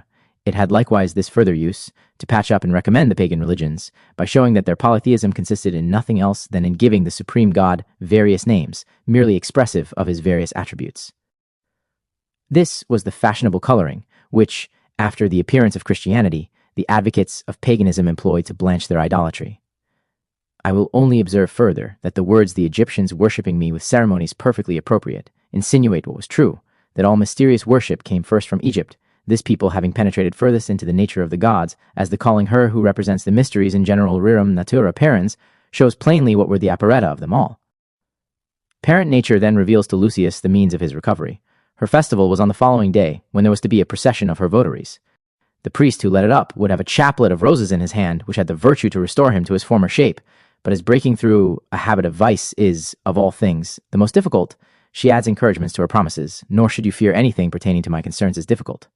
For in this very same moment of time in which I come to you, being there also present, I order my priest in a dream to do those things which are to be done hereafter, alluding to what was taught in the mysteries, that the assistance of heaven was always present to second the efforts of virtue, but in return for the favor of releasing him from his brutal shape, that is, of reforming his manners by initiation, she tells him she expected the service of his whole life, and this the mysteries required. Nor should his service go unrewarded, for he should have a place in Elysium hereafter, and this, too, the mysteries promised. Lucius is at length confirmed in his resolution of aspiring to a life of virtue, and on this change of his dispositions, and entire conquest of his passions, the author finally represents all nature as putting on a new face of cheerfulness and gaiety. All things likewise, independent of my peculiar joy, seemed to me to exult with such great hilarity that I might have thought that cattle of every kind, every house, and even the day itself, rejoiced with a serene countenance. And to enjoy nature, in these her best conditions, was the boasted privilege of the initiated, as we may see from a chorus in the Frogs of Aristophanes. And now the procession, in honor of Isis, begins, where, by the way, we must observe that the 2 first days of the celebration of the Eleusinian mysteries are plainly described, the one called Agirmos, from the multitude assembled, the other Elais Mistai, from the procession made to the seashore. Then there was an influx of a crowd of those who had been initiated in the sacred rites of the goddess, resplendent with the pure whiteness of linen garments. In the next place, the images of the gods carried by the priests of Isis proceeded, not disdaining to walk with the feet of men, this terrifically raising a canine head, but that being the messenger of the infernal gods, and of those in the realms beneath with an erect face, partly black and partly of a golden color, bearing in his left hand a caduceus, and shaking in his right hand branches of the flourishing palm tree, whose footsteps a crow, in an erect position, immediately followed. This crow was the prolific resemblance of the all-parent goddess, and was carried on the shoulders of one of the blessed servants of this divinity. And who acted the part of a mimic as he walked, another carried a cista or chest, containing arcana and perfectly concealing the mystic symbols of a magnificent religion. And another bore in his happy bosom the venerable effigies of the supreme divinity, which was not similar to any cattle, bird, or wild beast, nor even to man, but being venerable for the subtlety by which it was invented, and also for its novelty, was an ineffable indication of a more sublime religion, and which was to be concealed with the greatest silence. I have given a more full account of this procession from the work of Apuleius than is copied by Warburton. In the processions of the London Masons, before noticed, at laying the foundation stone and the dedication of Freemasons' Hall in 1775 and 1776, among other things, were carried 3 pitchers containing corn, wine, and oil, the Bible, wand or caduceus, a cista or chest, here called the Lodge and Seek. After the ceremony of laying the foundation stone, the brethren proceeded through the city in procession, without exposing any of the insignia of the order, Smith. The priest or hierophant of the rites leads up the train of the initiated with a garland of roses in his hand. Lucius approaches, devours the roses, and is, according to the promise of the goddess, restored to his natural form, by which, as we have said, no more was meant than a change of manners from vice to virtue. And this the author plainly intimates by making the goddess thus address him under his brutal form, immediately divest yourself of the hide of that worst of beasts, and which for some time since has been to me detestable. For an ass was so far from being detestable that it was employed in the celebration of her rites, and was ever found in the retinue of Osiris or Bacchus. The garland plainly represents that which the aspirants were crowned with at their initiation, just as the virtue of the roses designs the mysteries. At his transformation he had been told that roses were to restore him to humanity, so that amidst all his adventures he had still this remedy in view. The modern Masonic degree of Rosecross seems to allude to this ridiculous conceit regarding the virtue of roses. The following dialogue takes place between the master and senior warden. Do you know the pelican? I do. What does it signify? Among us it is a symbol of the Savior of the world and of his perfect humanity. What is the object of the degree of Knights of the Rose Cross? To lead us to respect the decrees of the Most High, who is able to reinstamp his image on us. The degree of Rose Cross was invented in France, a Roman Catholic country. To reinstamp is here intended to signify the restoration to a former state, which is exactly what occurred to Lucius when, in his asinine condition, by the eating of roses. The pelican is a Roman Catholic symbol of the Savior, arising from the fable that this bird perforates its breast and suffers its young to feed upon the blood issuing therefrom. The Savior, in the ritual of the Catholic Church, is thus addressed, O pelican Jesu, cleanse us with thy blood, one drop of which is sufficient to purify a world. Our author proceeds to tell us that the people wondered at this instantaneous metamorphosis. The people admire, and the religious venerate so evident an indication of the power of the supreme divinity, and the magnificence and facility of my restoration. For the mysteries boasted power of giving a sudden and entire change to the mind and affections. And the advocates of paganism against Christianity used to oppose this boast to the real and miraculous efficacy of grace.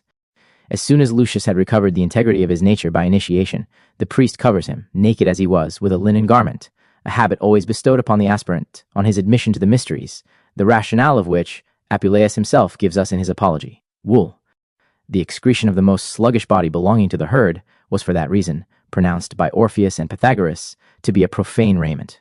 But flax, truly the most cleanly of the best production of the earth, not only clothed and veiled the most holy priests of Egypt, but was used also to cover the sacred utensils. Apple, p. 64. When all was over, the priest accosts his penitent in the following manner. O Lucius, you have at length arrived at the port of quiet and the altar of pity, having endured many and various labors and great tempests of fortune, and been tossed about by mighty waves of calamity. Assume now a more joyful countenance, and more adapted to that white garment which you wear. Attend the pomp of your Savior goddess with triumphant steps. Let the irreligious see, let them see and acknowledge their error. Behold Lucius, rejoicing in the providence of the great Isis, and freed from his pristine miseries, triumphs in his own fortune. Whilst the apron with which we are clothed indicates a disposition of innocence, and belies not the wearer's heart, let the ignorant deride and scoff on, superior to the ridicule and malice of the wicked. We will enfold ourselves in the garb of our own virtue, and safe in our self-approving conscience, stand unmoved against the persecutions of adversity. The raiment which truly implies the innocence of the heart is a badge more honorable than ever was devised by kings. The Roman eagle, with all the orders of knighthood, are thereunto inferior. Smith, 182. Formerly Masons used to be clothed in white during lodge hours, which practice is still followed in many lodges in Germany, France, and Holland, but in England, the white apron is only remaining ibid. Here the moral of the fable is delivered in plain terms, and, in this moral, all we have advanced, concerning the purpose of the work, fully confirmed. It is expressly declared that vice and inordinate curiosity were the causes of Lucius's disasters, from which the only relief was initiation into the mysteries, whereby the author would insinuate that nothing was more abhorrent from those holy rites than debauchery and magic, the two enormities they were then commonly suspected to encourage. It hath been observed above that by Lucius's return to his proper form was meant his initiation, and accordingly that return is called, as initiation was, the being born again ut renatus quodammodo, and sua providentia quodammodo renatus, but this was only to the lesser, not the greater mysteries. The first was to purify the mind, hence it was called by the ancients kakias aphiresin, a separation from evil. The second was to enlighten it when purified, and to bring it to the knowledge of divine secrets. Hence they named the one katharsin, and the other teleotha, purification and perfection. The Masonic degree of perfection, or the grand elect, perfect and sublime Mason, it may be presumed, is entitled to the appellation of teleotha. The first is here represented in the incident of Lucius's being restored to humanity by the use of roses. The second, as the matter of chief importance, the author treats more circumstantially. He begins with making the priest take occasion, from the benefit already received, to press Lucius to enter into the greater mysteries of Isis, but at the same time makes him inform the candidate that nothing was to be precipitated, for that not only many previous rites and ceremonies concerning religious diet and abstinence from profane food were to be observed, but that the aspirants to these higher mysteries were to wait for a call. The author, by the doubts and apprehensions which retarded his initiation, first gives us to understand that the highest degree of sanctity was required of those who entered into the mysteries. These difficulties being surmounted, he is initiated with the accustomed ceremonies. He then makes his prayer, in which the grand apparita of the mysteries is still more plainly referred to. Thou, O holy and perpetual Saviour of the human race, being always munificent in cherishing mortals, dost employ the sweet affection of a mother in the misfortunes of the miserable. Nor is there any day or night, or even a slender moment of time, which passes unattended by thy benevolent interpositions. Thou protectest men both by sea and land, and dispersing the storms of life, dost extend thy salutary right hand, by which thou drawest back the inextricably twisted thread of the fates, and dost mitigate the tempests of inclement fortune, and restrain the noxious courses of the stars. The supernal gods reverence thee, and those in the realms beneath attentively observe thy nod. Thou rollest the sphere of the universe round the steady poles, dost illuminate the sun, govern the world, and tread on the dark realms of Tartarus. The stars move responsive to thy command, the gods rejoice in thy darspondent. Sidera. This, I suppose, relates to the music of the spheres. The image is noble and sublime. It is taken from the consent, in the lyre, to answer to and obey the hand of the master who had put them into tune. The affair thus over, the author, in the next place, takes occasion, agreeably to his real practice and opinions, to recommend a multiplicity of initiations. He tells us how Isis counseled him to enter into the mysteries of Osiris, how, after that, she invited him to a third initiation, and then rewarded him for his accumulated piety with an abundance of temporal blessings. All this considered, we can no longer doubt but that the true design of his work was to recommend initiation into the mysteries, in opposition to the new religion. We see the catastrophe of the piece, the whole 11th book, entirely taken up with it, and composed with the greatest seriousness and superstition. And, surely, nothing could be better conceived to recommend the mysteries than the idea of such a plan, or better contrived than his execution of it, in which he omits no circumstance that might be plausibly opposed to Christianity, or that might be recommended, with advantage, to the magistrate's favor, as where he tells us that in these rites they prayed for the prosperity of all orders in the state, for the great emperor, the senate, the equestrian order, and for all the Roman people. This interpretation will throw new light on every part of the Golden Ass. But I have been so long upon the subject that I have only time to give one instance, and this, chiefly because it reflects it back again on the general interpretation of the fable. The amour of Cupid and Psyche. In the fifth and sixth books is the long episode of Cupid and Psyche, visibly allegorical throughout, and entirely foreign to all the rest of the work, considered as a mere Milesian fable, but very applicable to the writer's purpose, if he had that moral to inculcate which we have here assigned him. There was no man, though he regarded the golden ass as a thing of mere amusement, but saw that the story of Cupid and Psyche was a philosophic allegory of the progress of the soul to perfection in the possession of divine love and the reward of immortality. The amour of Cupid and Psyche was a subject which lay in common amongst the Platonic writers, and everyone fashioned this agreeable fiction according to the doctrines he had to convey under it. By this means it could not but become famous.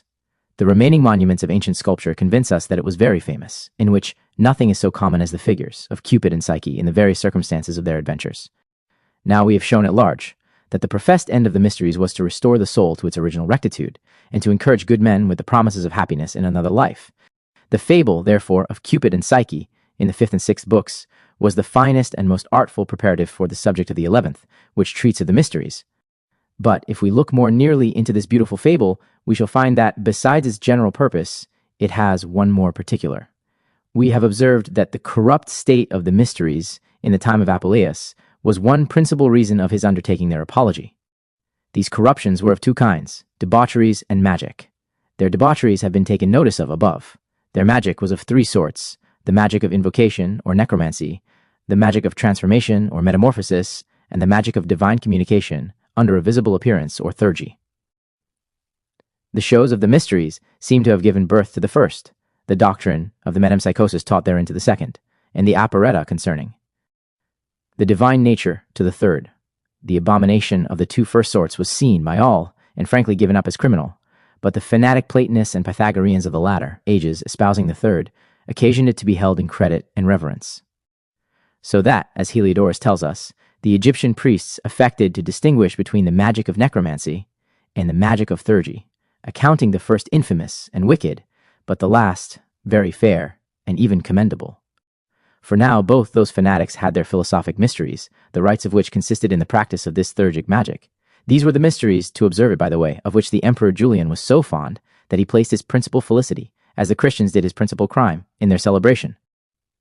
But our author, who had imbibed his Platonism, not at the muddy streams of those late enthusiasts, but at the pure fountain, head of the Academy itself, well understood how much this superstition, with all its plausible pretenses, had polluted the mysteries, and, therefore, as in the course of the adventures of his golden ass, he had stigmatized the two other kinds of magic he composed, this celebrated tale, hitherto so little understood, to expose the magic of theurgy.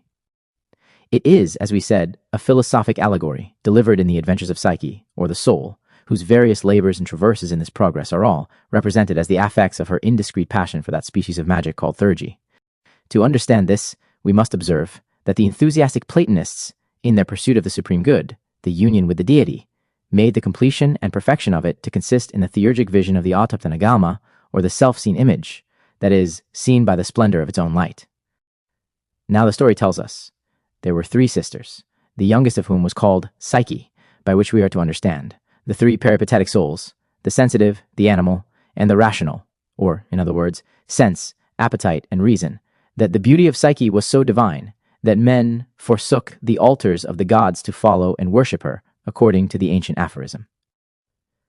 Nullum numen abest, si sit prudentia. No deity is wanting if prudence is consulted. She is contracted to and possesses the celestial Cupid or divine love invisibly. In the meantime, her sisters, envious of her superior enjoyments, take advantage of the god's invisibility to perplex her with 1,000 doubts and scruples, which end in exciting her curiosity to get a sight of her lover, by which the author seems to insinuate that they are the irregular passions and appetites which stir up men's curiosity to this species of magic, the theurgic vision. Psyche is deluded by them, and against the express injunction of the god, who calls it sacrilega curiositas, attempts this forbidden sight. She succeeds, and is undone. Divine love forsakes her, the scenes of pleasure vanish, and she finds herself forlorn and abandoned, surrounded by miseries, and pursued with the vengeance of heaven. In this distress she comes to the temples of Ceres and Juno, and seeks protection of those deities, by which is meant the having recourse to their mysteries, against the evils and disasters of life, as is plainly marked by the reason given for her application, not willing to omit any even doubtful means of bettering my condition. They both deny admittance to her, intimating that the purer mysteries discouraged all kind of magic, even the most specious. In a word, after a long and severe repentance and penance, in which the author seems to have shadowed the trials and labors undergone by the aspirants to the mysteries, she is pardoned and restored to the favor of heaven. She is put again into possession of divine love, and rewarded with the prerogative of immortality. There are many other circumstances in this fine allegory equally serving to the end here explained, as there are others which allude to divers beautiful Platonic notions, foreign to the present discourse. It is enough that we have pointed to its chief and peculiar purpose, which it was impossible to see while the nature and design of the whole fable lay undiscovered. Before I totally dismiss this matter, it may not be improper to observe that both Virgil and Apuleius have represented the genuine mysteries as rites of perfect sanctity and purity, and recommended only such to their countrymen, while they expose impure and impious rites to the public aversion, for it was their purpose to stigmatize the reigning corruptions and to recommend the ancient sanctity. On the contrary, a man attached by his office to the recommendation of the mysteries, as then practiced, was to do the best he could, when deprived of the benefit of this distinction, and was to endeavor to give fair colors to the foulest things. This was the case of Jamblichus. His friend Porphyry had some scruples on this head. He doubts whether those rites could come from the gods, which admitted such a mixture of lewdness and impurity.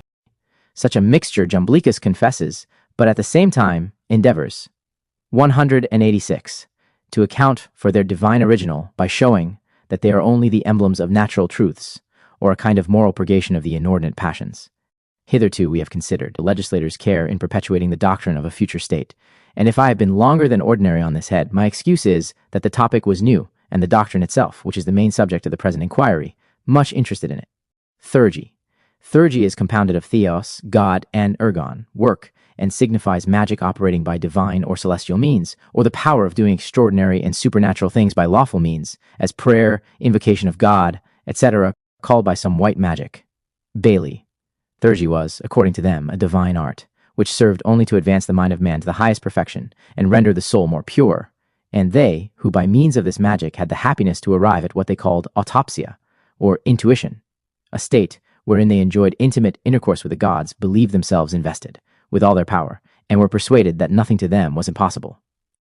Towards this state of perfection all those aspired who made profession of that sort of magic, but then it laid them under severe regulations. None could be priest of this order but a man of unblemished morals, and all who joined with him in his operations were bound to strict purity. They were not allowed to have any commerce with women, to eat any kind of animal food, nor to defile themselves by the touch of a dead body. The philosophers, and persons of the greatest virtue, thought it their honor to be initiated into the mysteries of this sort of magic. Mayo's Myth, v. 1, p. 277.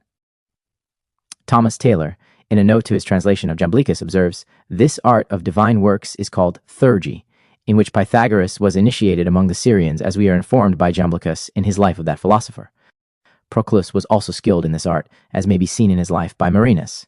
Psellus, in his treatise on demons, says, that magic formed the last part of the sacerdotal science, in which place by magic he doubtless means that kind of it which is denominated theurgy. And that theurgy was employed by the ancients in their mysteries, I have fully proved in my treatise on the Eleusinian and Bacchic mysteries. This theurgy is doubtless the same as the magic of Zoroaster, which Plato in his first Alcibiades says consisted in the worship of the gods.